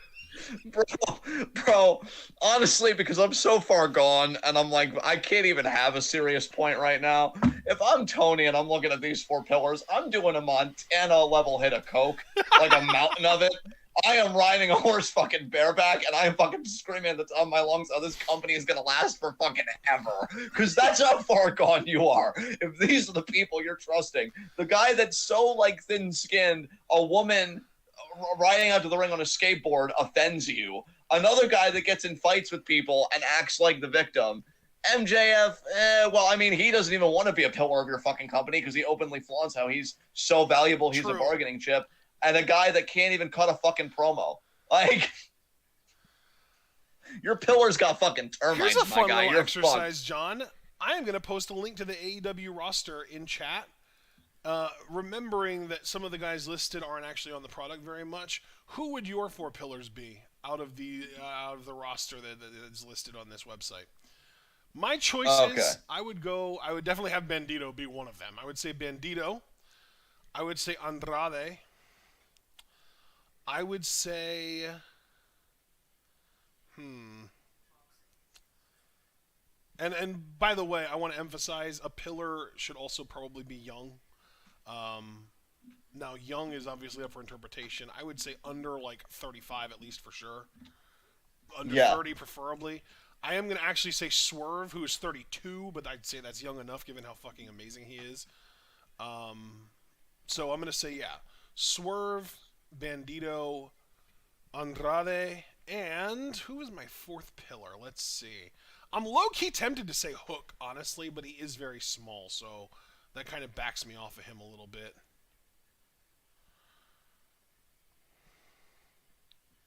Lee Moriarty is tempting, but they don't use him at all, and I'd like someone believable. Right. Miro's on the older side. Pac is on the older side. I think even Roosh is on the older side, honestly. Yeah. Jamie Hayter would be my fourth pillar. That's simple. Boom. There you go. I really like yours. I don't want to fully copy yours, although I'm tempted to because it's really good. I 100% co-sign on Bandito. 100% co-sign on Andrade as well. Just because I mean, those are just bona fide. I will say,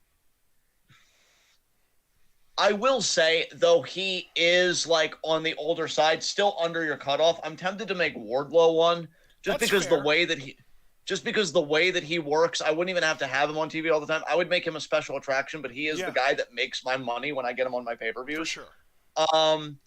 And then I like your idea of using a woman. It's just which woman? Because I love your idea, Jamie Hayter, but I just want to look at the women's roster because I don't want it to be an exact copy. I love some of the women that AEW is rostering, but like the ones that I love are all either Jamie Hayter or older.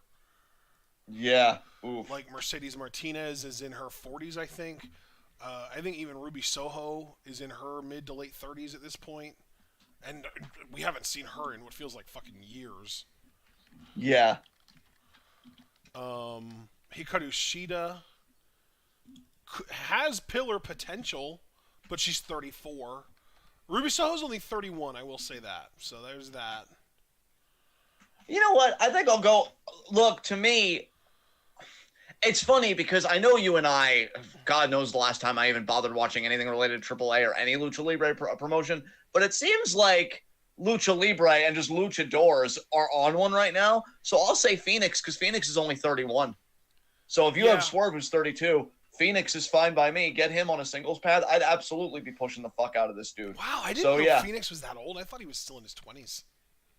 No, Phoenix is 31 presently, but still, again, under your cutoff. So, yeah, wow. I'd say Andrade, Bandito, he turns Phoenix, in and a little over a month, too. That's wild. He's born the same year as me, 1990. Yeah. That's wild. Yeah, I think we need to be investing more in luchadors. I think they're exciting. I think, especially this crop, fucking Phoenix is astounding. Bandito, I think, has legitimately top fucking star potential. Yeah. Andrade's a fucking genius. Santos is a bit on the older side, but I'm loving like how he carries himself. It's a low key a kind of renaissance that's not being taken advantage of, and that's a fucking shame. There are so many talented, people coming out of Mexico. You know what, dude? Just the lucha libre tradition. I love Andrade, and I would love to consider him a pillar, but he is 33. He would be my oldest pillar. I'm going to swap him out for Riho, and now we're basically taking the oldest pillar and exchanging them for the youngest pillar. And by doing that, I'm also going away from having two Latino men in my pillars. So now I have a representative from 4 different ethnic backgrounds, and I have 2 men and 2 women. So I've got I've got Bandito, Swerve, Jamie, and Riho. Boom, I've got a Latino, I've got a black dude, I've got a white woman, and I've got a Japanese woman. That's fucking diversity. Excellent. That covers a lot of bases, and it's just 4 elite fucking talents. Definitely. And I would still use the shit out of Andrade. Like, he would be like the honorary 5th pillar, basically. Yes. Yeah, I like that. I like that a lot. All right. What else you want to discuss? Right. There were still two other things, and they were both regarding the women's division, since we were just kind of actually talking about AEW's women's division. It's kind of fitting. Um, are you aware that Toni Storm was supposed to face the Bunny on Wednesday, but she couldn't because the Bunny had an illness that prevented her from wrestling? So we got Toni Storm versus Anna JAS. Oh, Jesus Christ. Is that as bad as I'm thinking it was? Bro, let me pull up Cage Match real quick because I want to know how long this match was because that's like my gripe with the match. Yeah. Dynamite. Here we go. Okay, yeah, this match went over 7 minutes. Oh, God. All Now, right. don't get me wrong, it's not 15. I'm not, it's not horrific. But at the end of the day, Toni Storm is your world champion. Toni Storm is going to be defending her world title against her greatest challenge 4 days from this show. It's Wednesday, so you've got Thursday, Friday. It's 3 days from this show. And you have her go out here for what should effectively be like a tune-up match, right? It's like a cupcake match to build her confidence, to make it seem like, oh, she's this dominant champion ready to go defend against this huge challenge. And you have her struggle against a relative rookie. Did you know, John, I actually looked this up while this match was happening because I was so pissed off at how long it was going. Anna Jay has wrestled 70 matches in her career so far. Wow. Holy fucking shit. Oh, my God. And she took Toni Storm. It took Toni Storm, the world champion now, the women's world champion. It took her 7 minutes, over 7 minutes, to beat this rookie. I don't know, friend. That sounds pretty fucking ridiculous to me. I hate it. I really think that one of the biggest lessons that Tony Khan needs to learn is that you don't need to fucking protect everybody. Yeah, squash matches aren't a bad thing when they're done to the right people. At the right time. Done, I mean, they're yeah. literally, Anna Jay could have gotten 30 seconds squashed in this match, and it would not have harmed her reputation one bit, because all it would have done was made her whining more annoying. And that's the whole point to her gimmick, is that she's this annoying, whiny Southern girl for the JAS. And at the end of the day, a year from now, if you decide that you want to build her up as a real contender, no one's going to fucking remember that one time that she lost in 30 seconds to the world champion. Exactly. Yeah. But coming to the yeah. fucking, Saturday, everyone's going to remember that Toni Storm couldn't even beat Anna Jay in under 7 minutes. Exactly. So it's like, how is she going to beat Jamie Hayter? And if she does beat Jamie Hayter, it may lose believability because it's like, oh, she wouldn't have taken that Jamie one to beat Anna Jay. Yeah, exactly. Exactly. Yeah, it's again, squash matches aren't a bad thing. Again, if you do them for the right people and the people you're building up, and you do them to the right people, the people that can take the losses, like you said, at the right time. Yeah. Especially because in very rare instances, I don't believe that a wrestler can't come back from some kind of booking. You always can if you put the time and effort into them. I don't know why you'd put the time and effort into Anna Jay to begin with, to be quite honest. I don't really see the upside to her long term for the women's division. But if they want to put in that effort, it's not off the fucking table. You have her squash here, and then maybe like a few months, you have her really start choking people out and getting wins for the JAS. I don't know. That's ridiculous to me. Oh, man, okay. Well, yeah, because she's like, I'm going to choke you out. That's been her whole shtick, unless she retired that. Right. Because I know we've been kind of checked out. But yeah, she always goes like, I'm going to choke you out. I'm going to choke you out. Yeah, then do it. Then do it. Yeah. But like, I just, that's ridiculous to me. That's ridiculous to me. I don't know. Okay, and now we get to, in my opinion, the second most egregious, because there's nothing more egregious than Ethan Page beating Bandito. I'm just going to say it right now. But the second most egregious thing that happened on Dynamite this week, and of course, dude, I don't know if you have noticed a resurgence of this whole, oh, there's no such thing as heels and faces anymore. They're all just people, and you can pick and choose who you want to cheer for mentality, but I feel like I've seen that everywhere over the course of the last month or two. How about you? I don't feel like I've seen it that Okay, much, maybe I'm too in the but weeds then. it is interesting that you've seen it. Have you seen it primarily like on Reddit, on Twitter? Like where have you Literally really been all of the seeing it the above, most? dude. I listen to one and only one wrestling podcast, and that is Wrestling with Freddie. It's Freddie Prinze Jr.'s wrestling podcast, and he even had a fucking episode within the last month titled "Are the face is the face heel dynamic dead?" or something like that. Are there faces and heels even a thing anymore? Or something like that, where he talked about it. And so then like there was that, and there's been shit being said on Reddit. There's shit being said on Twitter. There's shit being said on fucking YouTube comments, bro. It's everywhere right now. That's a shame, man. I fuck. Like I understand that a crowd sometimes will side with things that are heinous, maybe because they just think it's cool or something, or maybe when somebody really is trying their best to be a good baby face, they get shit on because maybe it comes off to the crowd as like pretentious or a bit too like overly sweet, like don't give me diabetes in the stands kind of thing. It's just so sickeningly sweet. But I do still think there's a place for heroes and villains in wrestling. Because to me, when you say there are no such things as faces and heels, and when I say you, I really just mean more generally a wrestling company Right. or a booker or whatever. That's laziness. The royal That's you. you not wanting. Wait, what was that? The royal you. Yeah, the royal you, the universal you. But no, to me, it just stinks of laziness to me. Yeah. It stinks Dude, of laziness to me exactly. because, I've been saying this for close to a decade now. When Yeah. someone tries to say, "Oh, there's no such thing as heels and faces anymore. Just let people be what they want to be," it's them trying to have their cake and eat it too. It's fucking greed. That's what it is. I mean, you're right too. It's greed and it's laziness. It's people wanting to be able to get away with shit that damages and damages the business. That's all I can say. It damages the business. It makes the business less successful, less appealing, less interesting, all of the above, straight up. It makes it appeal to a smaller audience. oh, 100%.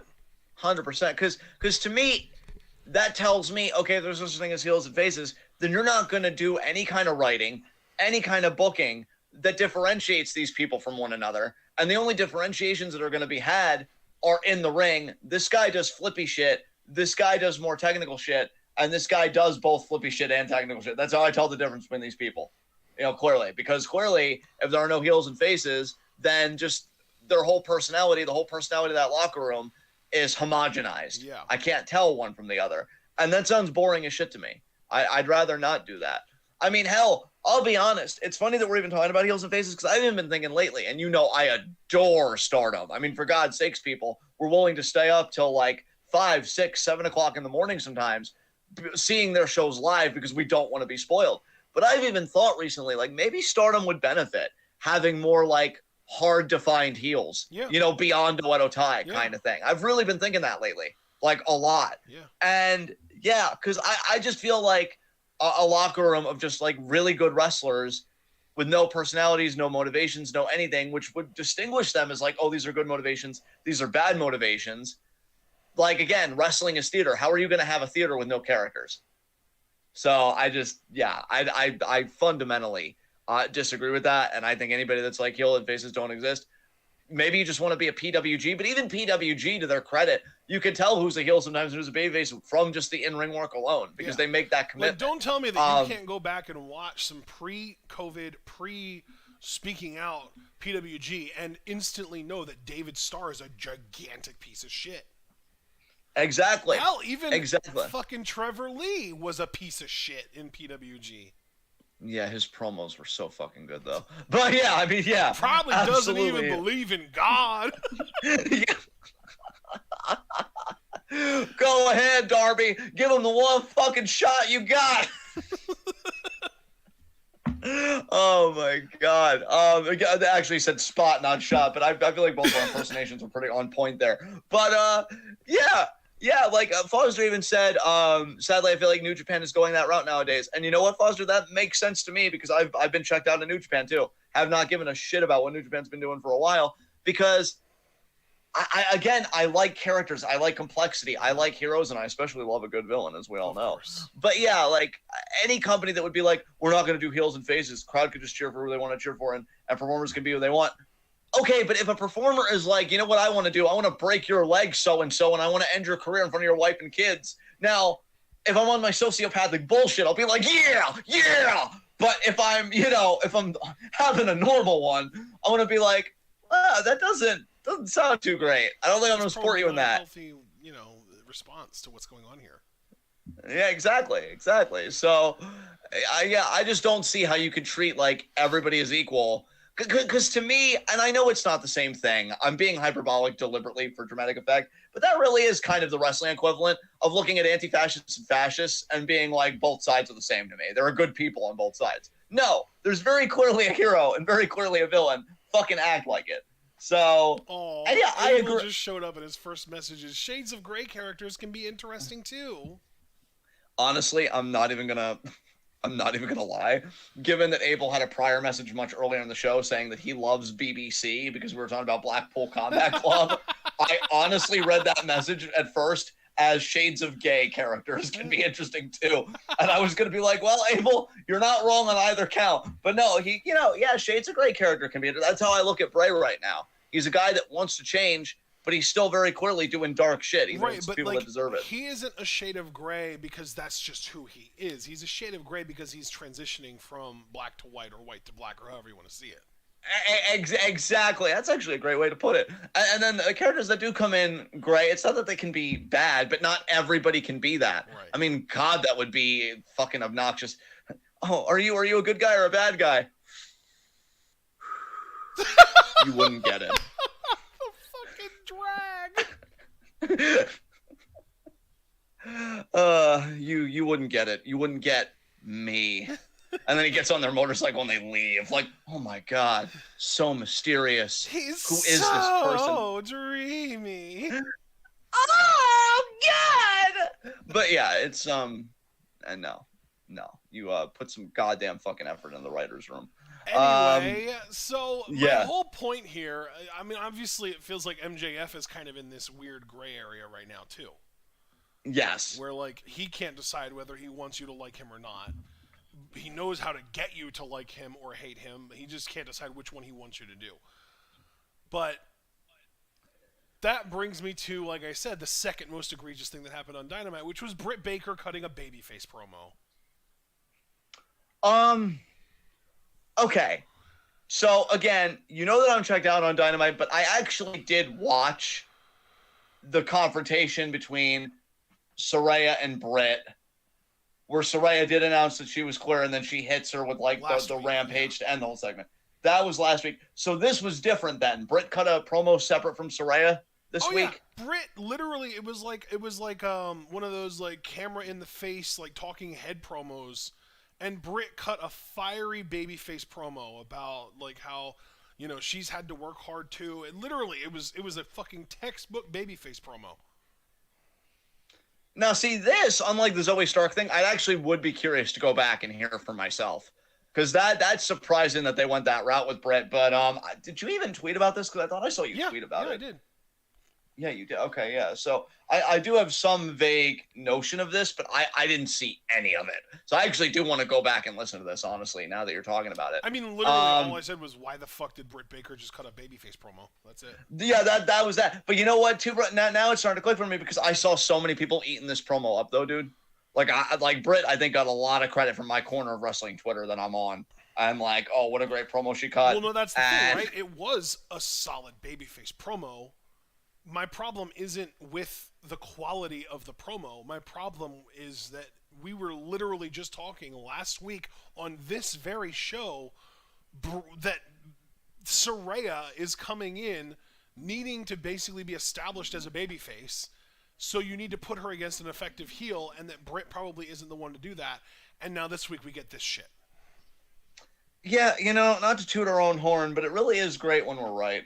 I mean, even when it hurts, it's just, we saw it coming. Because, I mean, this is just what they do. We knew that either, you want to say bookers or maybe Britt as a performer, whoever should have the blame allocated to them, we knew that they would want to fucking do this shit with Britt. Because with the whole DMD thing, still getting crowd engagement, still being over and stuff like that, she's not that true blue heel. Like, it's funny because Jamie Hayter's on their roster, so it's weird to say this, but they need a performer that was like Jamie Hayter was when she was in Stardom. Yeah. You know, just like fucking crushing people with ease. I know she fucking you know, she didn't take Utami out, but that's kind of how it was played because Utami got injured in that match with her, Yeah. and you know, stuff like that. You need a performer like that, man, and that should have been a win against Saraya because it's like, oh my god, this person is kayfabe ended people, and I just came back from a goddamn serious neck injury. Like I might be fucked, but Britt's not even threatening, and then she cuts promos like this, and it's like, is Saraya the villain? And if so, why? Like, could they make that a bit clearer? Because it doesn't seem like she is. That's the thing for me, right? Is that Britt will come out and cut these scathing promos where she's like roasting people, just trying to make them look like shit, which is also bad for the fucking business because now you're burying someone, and if you beat them, who'd you beat? And if they beat you, then you just got beaten by someone that's nothing, because according to you. So that's already immediately bad for you and bad for the business in general.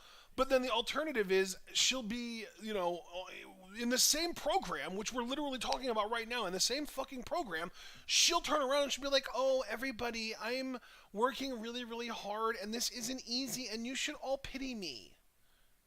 Yeah. God, again, I do want to go back and listen to this. I've been tempted at some points in the show to just live react to some of the promos that I missed because, like, it seems like she's literally just doing MJF but worse. Ooh,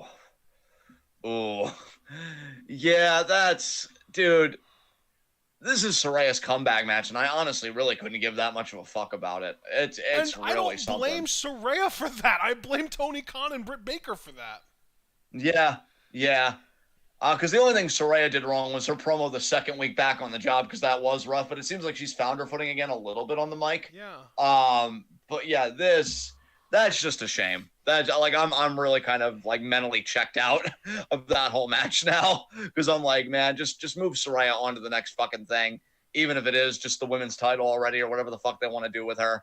It's whatever. But yeah, that's. I'll have to go back and listen to it, but it seems like Britt just went into business for herself is what it sounded like to me. That's the impression that I got, but I feel like it's less her going into business for herself and more like a collaborated effort between her and Tony Khan to try and salvage something that they perceive to be bad. Yeah. Oof. That's just fuck, man. Jesus. And to think that Full Gear is in a matter of hours. This is really getting me hyped for the fucking show. Yeah. Well, all right, to be fair, that's the last negative thing that I had to say about Dynamite this week. Yeah. So yeah, what do you want to talk about now?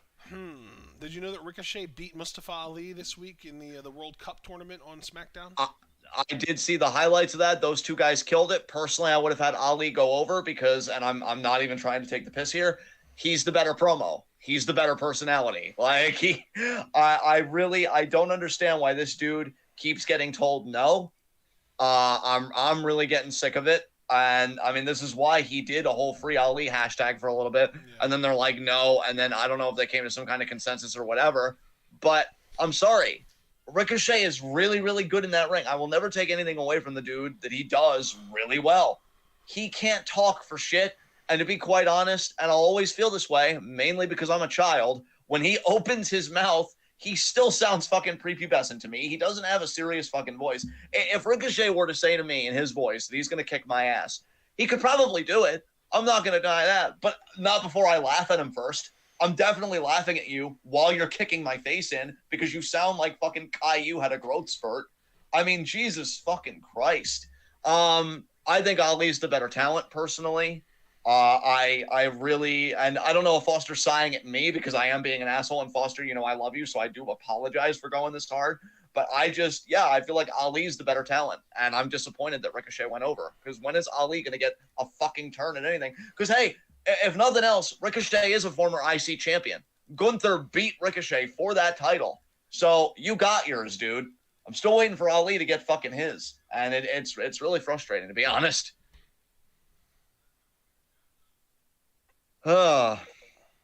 Next thing? Yeah, if you didn't have anything you wanted to add, next thing. So, did you know about the Karrion Kross, Madcap Moss, Emma stuff? Oh, Jesus Christ. Okay, first of all, no. Second of all, second of all, just to get it all out there, I knew that Emma and Madcap Moss were doing something because I saw a clip the week before with Shotzi and Emma talking backstage because Emma was congratulating Shotzi on #1 contendership. And she was like, oh, you're into Madcap because Emma asked, where Madcap was. So I get all that. Why the fuck is Karrion Kross involved in this? Do I even want to know the answer to that question? So, are you aware that Emma, or Tennille, I should say, and fucking Riddick are IRL an item? I'm going to be nice, and I'm just going to say yes. Yes, I do know that. Okay. I am aware. Okay. Yes. So, Karrion and Madcap had a match on Friday. Karrion won, and then he kept the cross jacket locked in after the match. Okay? And after he finally relented, Emma came out to check on Madcap. Okay. So, like, Scarlett didn't attack Emma or anything like that. It's just she checked on. Okay. Not yet. No, not yet. Listen. But it does feel like we're building towards something along those lines. Yes. God, I'm so old and jaded. Oh God. Because I was just like, I don't give a fuck who this Grease reject is taking. I've seen the hair. Okay, I've seen the hair and I've seen the jacket. Him walking away is the oldest I've ever seen him look.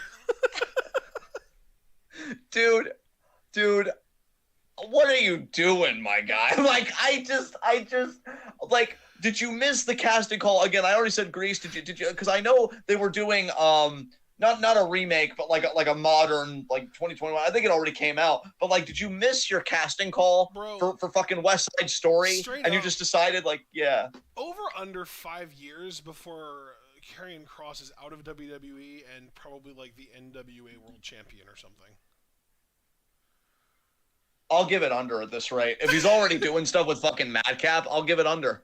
Because, like... That's what he gives. He gives legit NWA vibes. He's this, like, old man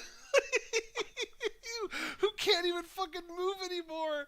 And he's, like, just slightly pudgy a little bit, but it's that, like, old man pudge. Like, he's closing in on dad bod territory. And it's like, bruh, go to NWA and wrestle Trevor Murdoch for a year. Bro, I remember that NXT promo he cut where he listed 3 dreams and 2 of them were to become WWE champion in main event WrestleMania. And I'm just sitting here now all this time later and being like, yeah, dreams are nice. Because that ain't ever fucking happening. Jesus Christ. Like, and look, we all have it's in the archive. I'm not going to act like I didn't say something and then whatever. Yes. There was a time I was a huge fan of Karrion Kross and Scarlett. I love the presentation. I love the aesthetic. But then when he got exposed, and I'm like, oh, you can't even go 10 minutes without being boring. You need these quick matches. It's not part of a character thing. That was the beginning of the end. And then you return. You take out Drew McIntyre. Again, looking like something straight out of West Side Story. The pirated fucking version. The bootleg version. And Roman Reigns is supposed to fear you. Like, Roman gave him the appropriate facial expression. It wasn't an, oh my God, Paul, are you seeing this? Should we be worried? Even Roman knew. And Roman, his character is predicated on being insecure.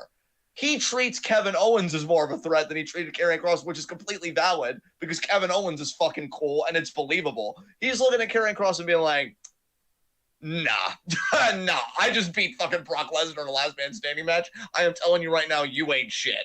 And apparently WWE is now telling him, you ain't shit, because he lost to Drew in that fucking cage match at Crown Jewel, and now he's working with fucking Madcap Moss. Like, what a fucking decline, my guy. Jesus. Oh, man. Yeah, Mark, you really said it best. Kross really telling people TikTok when he should be telling that to himself. Yeah, I say under 5 years. Under 5 years, he'll be NWA champion. Nice. Oh. Fuck me. All right, what else? Bro, I don't really have much of anything else. And I mean, unless you want to talk about Impact, that's really the only other thing that's even relevant at this point that I'd want to talk about. Honestly, I'm going to be honest, y'all. I do want to try and give Impact a chance again, given that we're doing TWitWoW, in review. I'll say we'll bypass Impact this week, and God, I'm gonna be honest with you guys too. I don't know how many times I am gonna say that. You want to talk about Impact and week 22? You want to talk about Impact and but at some point, I do want to watch a full episode and give my thoughts on that. Because I've seen some things that have worried me. Like, for example, who was this? Actually, that is one thing I will say about Impact. Fucking funnily enough, there's this guy that I think a lot of people are behind that they want to see as world champion. I forget his fucking name. And I know somebody in this fucking chat is more plugged into Impact than probably either one of us. And, like, the guy's frustrated because the world champion, who I think is still Josh Alexander, and I think Bully Ray might be waiting in the wings, which that's already horrendous enough because Bully Ray is a mark for himself and, it's whatever.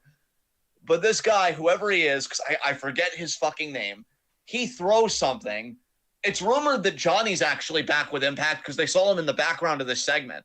And even Taya, like, quote tweeted it with those, like, eyes looking emoji kind of thing. So that could be we want to talk about news that we did at the beginning of the show. Johnny could be back with Impact. And that's very interesting because I really, he only did those 2 AEW stints, but I thought he would do more. But maybe Impact just wanted him back. And I will be fair to Impact. I think they treated him very well. I mean, he main evented a fucking Bound for Glory and won the world title. You can't really do much better than that. And I think he had a pretty decent heel run, too, by the looks of it. So it seems like he's back with the company. But then who confronts this guy whose name I can't remember? And I'm not even being disrespectful. I'm genuinely blanking. But Tommy fucking Dreamer, who's still fucking working. He's like, oh, if you want to prove something, why don't you get in the ring with me? Dude, I think Tommy Dreamer is legitimately 55. That's like not even me like dunking on him or whatever. I'm going to run his name through real quick. Tommy Dreamer. 51. He's 51. Still though, we could say for all intents and purposes, in his 50s, and you're going to wrestle this fucking dude, and I'm supposed to think that this young up-and-coming star that's hungry for the world title, that's proving a point. See, this is why I'm tentative to watch Impact, though. Because it's like, if you're still doing this shit, how much have you really changed? I mean, I'll ask you, man, how much Impact have you watched, I'll even say in the last 6 months? Zero. So you and I are in the same fucking boat, and when I say stuff like, yeah, Chief, and I agree. That's why I'm saying Johnny going back with Impact is not a bad thing, because he just said one of the longest reigns of the Impact World title. Yeah, it's not a bad play. I mean, they treated him really well. Them and Lucha Underground, I will always give them credit. They gave him a shot to be a main eventer, and I think he hit it out of the park. Is the guy you're trying to think of Steve Macklin? Yes, bro. Steve fucking Macklin. Yes, that's fucking Steven Cutler. Oh my god. Oh my god. People, you know what though? I mean, I'm horrified, but people seem to be genuinely behind this dude. They seem to be behind Cutler now that he's like Ben Macklin. I don't know what his fucking character is. But wait, now Chief is telling me that Macklin's a heel. Then why does it seem like people are behind him and want him to win the title? Because I could swear that's the response I've been seeing. What the fuck? Shit. Wow. But Josh Alexander is still the world champion, right? I'm at least not misremembering it. But yeah, I could swear that people were like, "Oh, give Macklin a title shot, like he deserves it, whatever." Bro, so wait. Circle that's saying that, Jesus Christ. But like, here's the thing, though. Even if Macklin is a heel, I don't disbelieve Chiefin, because again, Chiefin I think is one of those people that watches a hell of a lot more Impact than either one of us do. Why the I'm supposed to feel bad that he beats the crap out of Tommy Dreamer when Tommy Dreamer should have minded his own fucking business. What? God, see, this is the exact kind of shit that really makes me tentative to even watch an episode of Impact. I'd really like to, because I'm curious where they're at in every division, from X Division to Knockouts to all that stuff. Well, dude, that's the other funny thing that Curtis was bringing up last night. Do you know who Trey Miguel is? Yeah, he used to be part of the Rascals until like that. Yeah. So he was like one of the most over baby faces Impact had, and last night on their like Impact Plus live special, like pay-per-view kind of thing, he won the X Division title by turning heel. Oh god. Yeah, you know what, guys? We're probably never going to talk about Impact. I changed my mind. Nah. I mean, come on, man. What are we supposed to do with that? That's so stupid. God damn it. So if we're not talking about Impact, which to be fair, I at least put something to the yeah. This might be really toxic. Actually, no, I take that back. This is definitely really toxic of me, but I was just gonna bring Impact up to laugh at them. To be fair. You know what? No, toxic. Yeah, I'm I not mean, gonna try and take away your speaking of bringing self-awareness, up but promotions to laugh at them, NWA made George Murdoch their fucking world champion.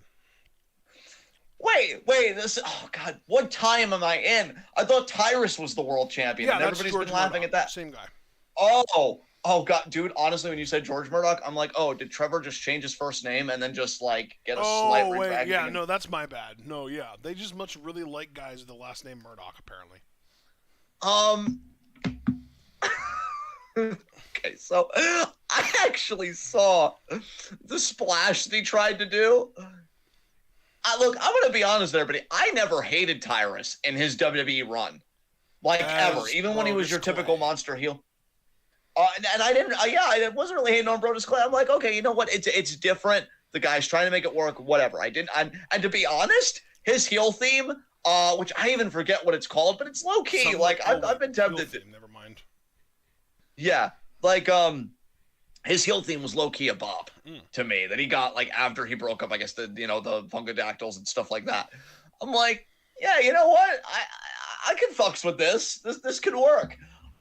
How old is this fucking dude now? Because you want to talk about moving like you're fucking old. Holy shit. 49. Jesus Christ. Javaris said it best because I remember this in the Discord. They just did it so that he could promote it on Fox News. And he could just have the title over his shoulder while he's talking about how comedians are being canceled and society's falling apart because, checks notes, trans people want gender-affirming care. It's just, God, I hate everything. Have you ever wanted to recede into yourself so bad that you actually switch timelines? Ooh, that's a good one. I don't think so, no. God. No, Foster. No judgment, because you know what? I low-key liked it too. Yeah. Yeah. Yeah. No. I'm just saying that, like, he's so old now, bro.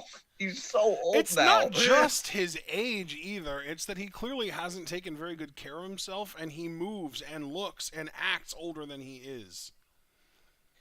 Yeah. Like, unironically... Yeah. Wait, let me look something up real quick. 63-year-old Sting moves better than 49-year-old Tyrus.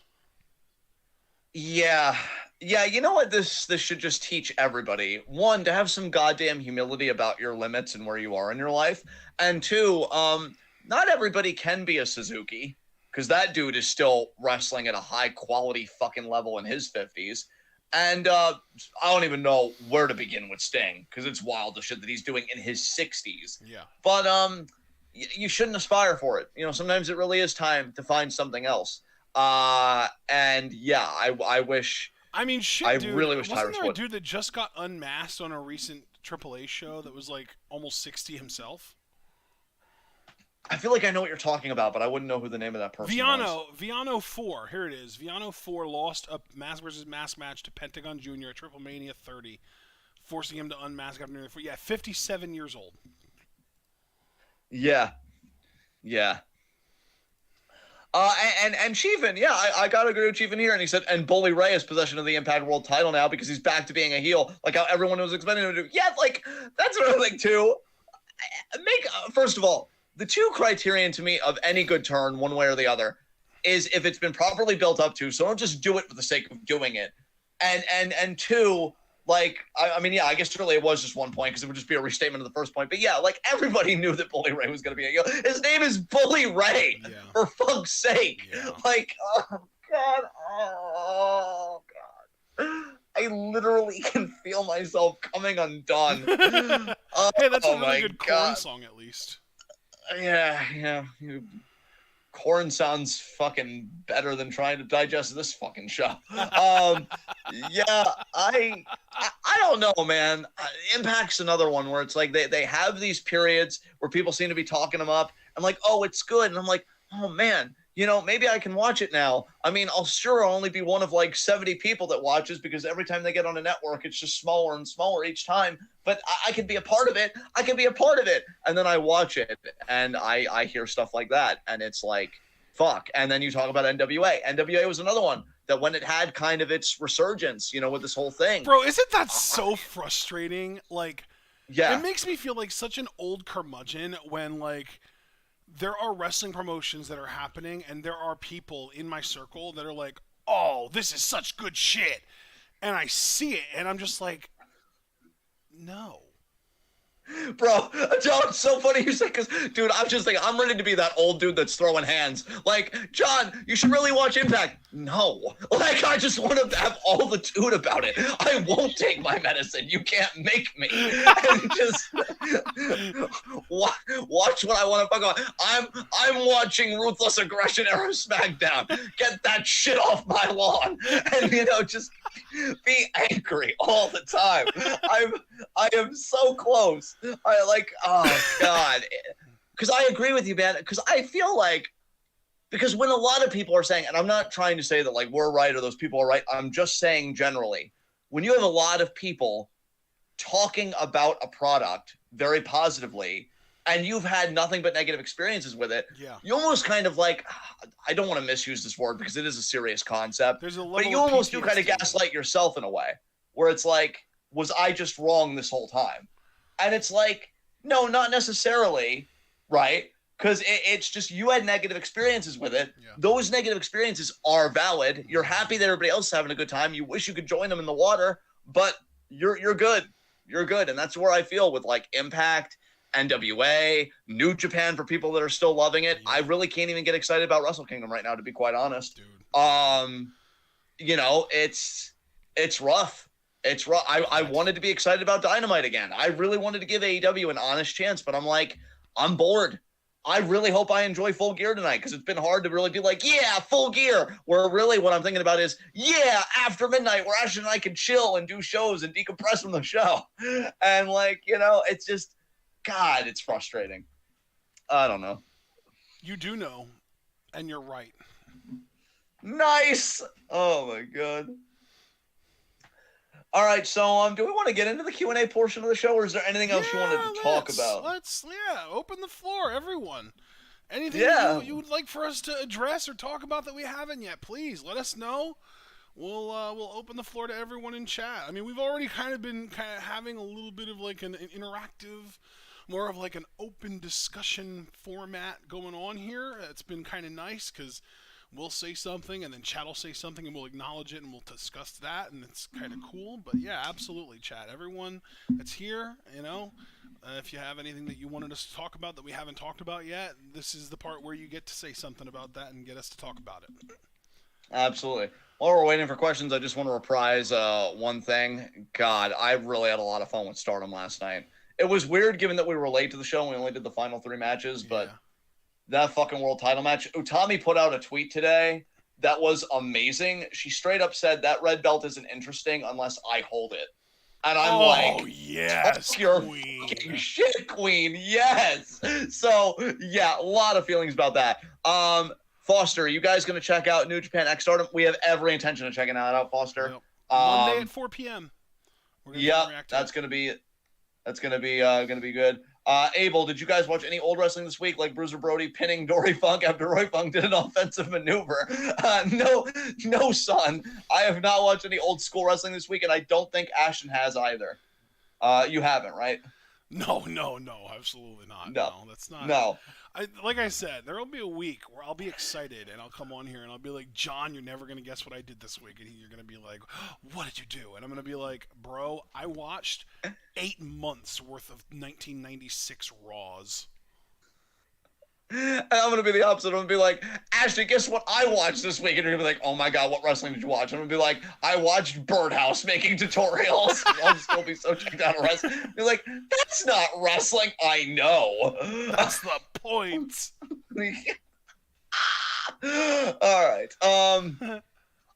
Oh, Foster said to give NXT credit. I fucking love Apollo Crews. Funny thing about that, Foster, Apollo Crews has seemed to be on one since going back to NXT, but I don't know if he's cooled down lately, because that's what it kind of looked like to me from a distance.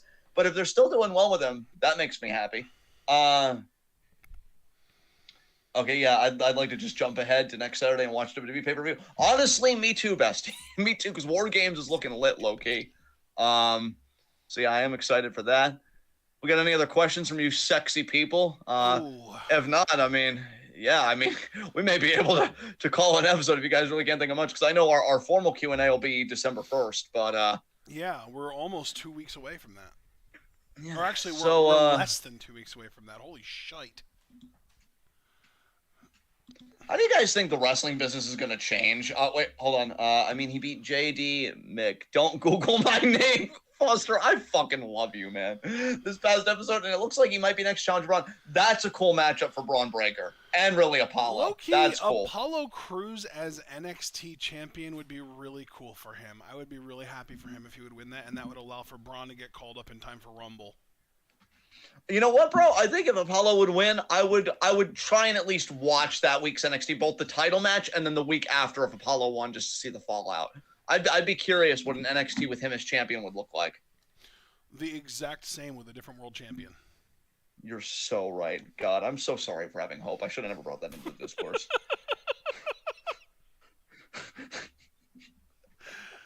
Abel wants to know if you're going to be wearing your scarf during the main event tonight. He needs to know because he's picking out his outfit right now.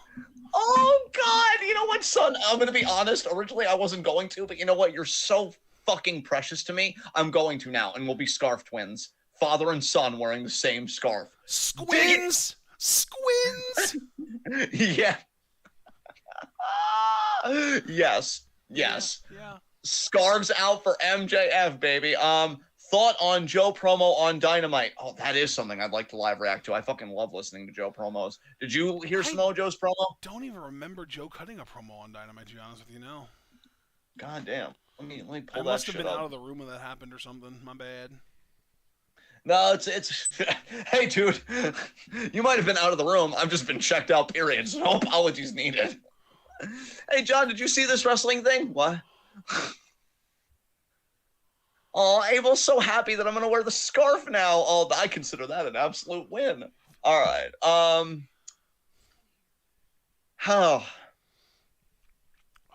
Any other questions, y'all?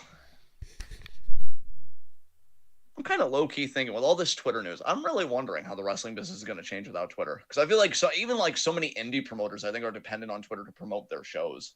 Like, are they going to have to go back to, like, a boots-on-the-ground approach to, like, go door-to-door handing out flyers and shit? That's wild to me. What do you think of House of Black video package? Oh, I did not that's see it. something we never talked about during our preview last night. I really hope House of Black attacks the winner of the Trios titles match tonight. Dude, that would be amazing. Missed all of the face. I did not see the video package, but I'm happy that House of Black is going to be coming back together. I will say this, I hope that Malachi Black is coming back on his terms, and it's a timetable that he was comfortable with. I don't want him to feel rushed. That man is beautiful. That should be protected at all costs, and he's just trying to live his fucking life, okay? That is where I am on that situation. But if he is coming back on his terms and everything else, I am telling you, Tony Khan, I don't care if Moxley wins tonight, if MJF wins tonight, whatever his alignment's going to be, whatever, get Malachi in the fucking main event picture. Can you imagine if fucking MJF wins the title and then Malachi shows up and he's like, you think you're the devil, kid? Yeah, dude. Me and 9 out of 10 of my boners agree. That is the direction to fucking go in. This dude is insane. He is immensely talented, a great character, which apparently AEW may not give a shit about. Just get him in there. Like, it's honestly a shock to me that guys like Miro and guys like, and I understood Malachi because he's been going through stuff, but again, even before all that happened, the idea that they've never even flirted with the world title, the fuck are you doing? Like, fix your shit. Yeah, I don't know, but I'm hoping for that, man. I am hoping they come back. And DBK said, I miss Miro. Yeah, me fucking too, because I really enjoyed the promos and the character there. But yeah, the Redeemer promos were really special. Not as special as your face, though, to be clear, but I definitely agree. Definitely special. You're just so sweet. Yeah, I'm really turned up right now, so I'm just kind of riding the wave, you know. Nice. Yeah. Catching the waves. Any other questions from you beautiful goddamn people?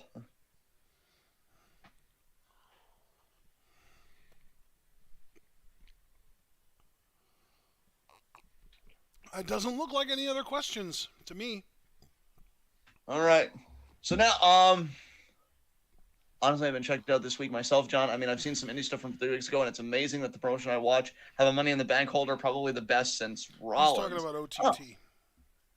interesting. Well, yeah, you know OTT. I've been checked out on that, but I know Chief, and that's like your, I won't say your main thing, but one of your main things is I OTT. mean, it's So kind I'm of glad his that main that's, thing. yeah, I'm glad that's been treating you well, man. Again, like I tell everybody, just find the wrestling that's good to you and hold tight to it because one, it may not always be good to you, and I don't mean that as a cynic. I mean that from like time-tested experience. And B, it might be the only thing you got because everything else just kind of sucks. So for me, that's definitely Stardom at present. But yeah, we'll have to see what happens. Oh, Abel said, not a question. Abel, I want to tell you that this is the proudest I've been of you in this moment because I'll probably be even more proud of you 5 seconds from now because you sounded so much like an academic just now when they're like, I don't have a question, but a comment. Not a question, but I have been very checked out. So these reviews have been very helpful. So thank you. I appreciate you guys. Oh, we appreciate you, Abel. But mostly Beautiful. your face. Yeah, it's so true. Dude, he's handsome as fuck. What the fuck? And to be clear, we don't value you only for your face, but your face is pretty exceptional. Oh, absolutely. 1,000%. Foster said, I have no idea why, but I've missed 205 a lot this week, especially. Honestly, Foster, at this rate, I can't even blame you because the 205 live episodes you did have us react to, I would honestly take those over a lot of the wrestling that's going right now. So I'm not even going to be like, oh, Foster, that's ridiculous. No, you are well within your goddamn right to be Is missing that wrestling show. in a lull right now, or are we just getting over it? I feel like for the longest time it's been a little column A, a little column B, but I would say possibly more us getting over it. But then again, we're fucking crazy about Stardom and they're doing good stuff. True. And there have been things in WWE and elsewhere. So like, no, like I do think in a way we're getting over it because we have other interests and other things that we like to do. But at the same time, no, the wrestling just isn't that good. It is definitely in a lull right now to So me. you're And if telling me it's not us, it's everyone else that's wrong. Which is the quintessential boomer thing you can do, but I've already told other promotions to get off my lawn, so I'm kind of in the thick of it now. I can't back down now. Into the thick of it. So into the thick yeah. of it. Yeah, see, even look, when Foster throws into the look, has Foster ever Oh my been god, you're that right. face? Foster is like one of the most wholesome beings I've ever known. When he agrees that everyone else is the problem, holy fuck, I can't deny him. Thanks for collaborating everything I thought could have been potentially unhealthy with me, Foster. I will change literally nothing, and now I'm doubling down. Fuck you, wrestling. Get better. Yeah! Man. So, Javaris just showed up. Javaris, we were just about to wrap up our Q&A session, but my friend, if you have any questions for us, because you just showed up, we're going to leave the floor open just a little longer just for you. Yeah. What do you got for us? Peep!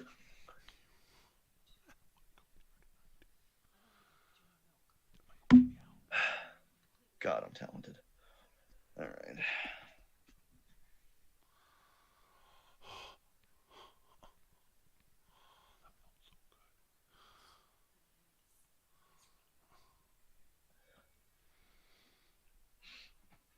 DBK is being very nice and very reasonable in chat. I know earlier he said something along the lines of like, oh, it's just depending on your taste, that's all. And then he just said that it's just your taste. Some wrestling stuff, it's just not for you, but that's okay. That's a very DBK thing to say. Thank you, DBK. Oh, I want to say, DBK, I very much appreciated the hug you gave me today. I will hold tight to that. That was a beautiful hug. Made me happy. So, thank you, my friend.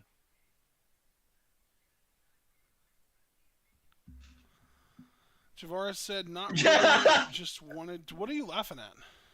No, just his comment, because I finished reading it, but yeah. Yeah, said, wrestling except Stardom needs to suck less, yeah. Abel said, wrestling seems to take a bit of a hit in the late fall, I think. I'm sure in January things will heat up again. I am very excited for Royal Rumble next year, for sure. And really, even before that, I feel like wrestling is going to pick up in a very major way in the last week of December. Because even if absolutely nothing else happens, we're getting Dream Queendom, and that's going to be fucking incredible. Then in the first week of January, even if you're not super stoked on it, Wrestle Kingdom is still a big deal. Yeah. Then we've got Rumble. So, like, really the late December stuff is going to be where it kicks off. And plus, dude, not to mention, year-end awards are going to be so fun this coming time. Dude, year-end award, this is going to be the most kick-ass we've ever done because I'm prepared this year. I have done the work this fucking year. Guys, I'm telling you, be there for year-end awards because I'm like Bart fucking Simpson, baby, except I didn't get a fucking F on the test. I tried this time. I really tried, and it's beautiful. I am going to have to revise some stuff just because of things that have happened. But I think as far as just actually blank categories, I only have 3 blank categories left. Like, that's how on top of shit I've been. And they're this all year. categories that you almost need to experience the entire year in order to give, right? Unfortunately, yes. Because I've even been looking for placeholders, and I'll admit that I have struggled with some. But even if, and look, I'm not going to lie, is my awards list perfect? There may be a dud or two in there just because I had trouble thinking of shit. But I am telling you, there are some lists where I've had, I think, even 10 or 15 honorable mentions. So I've really, really put in the work. You guys aren't going to want to miss our year-end awards. They're going to kick ass this year. Well, and dude, we've even got a 5v5 coming up in a week and a couple days. Yeah. Yeah. Oh, we might see Abel and Foster go ahead in the chat. We have to stay 5 more minutes to see how this plays out. Because, like, Foster said Zoe Starks or Bobby Fish for worst promo. And then Abel goes, Alex Foster, I mean, folks, where's the lie? And then Foster's like, Abel, I swear to Cena. Oh, God, that was so worth sticking around for. That popped me more than most wrestling did this week. Oh, God. It's funny because normally I'm the one that gets popped more by people than I get by wrestling, but this time you took the cake. I know, and it was delicious. But did you? But yeah, guys. I ate it. I'll eat it, Rick. I'll eat any ass I want. All right. That's honestly the perfect soundbite. Me quoting Rick and Morty, but of course I quote the explicitly lewd part of eating ass. That just seems pretty on brand for me. So, with that said, folks, this has been TWitWoW in review. The best wrestling podcast made for wrestling fans by wrestling fans on the web today. I'm John. That's my co-ordinator commentary, Ashton. Guys, be sure to like the videos you file out. The more likes you leave, the more likely we are to be the top search result for wrestling recaps on YouTube with this series. And when you're the best at what you do, the top is the only place that you belong. So please leave that like. Check out everything we're involved in the description box. Follow us on Twitter and Twitch because we are the best wrestling podcast in all the IWC. And yeah, guys, just join us tonight at 8 for Full Gear. If not for yourselves, for me, because I'm going to need my emotional support chat group in case this show is in a lull. I'm hoping it's good. Looking at the card, it does seem like some solid in-ring action will take place. It's the booking that scares me. I know what people say. The booking isn't real. It can't hurt you. But you know what? They're fucking liars. I'm fully prepared to go into this show silly. Yes. I think this episode of In Review helped me get there because I don't know if I'm going to be able to turn it off by the time we get to 8 o'clock. Yeah. And so I'm keeping my mind open to it for fucking sure. And so yeah, just join us, guys. It'll be a time. I was gonna say it'll be a good time, but I think it'll be a time. It'll be a good time because we make it a good time. Yeah. So yeah, be sure to join us then. Thank you guys so much for coming out.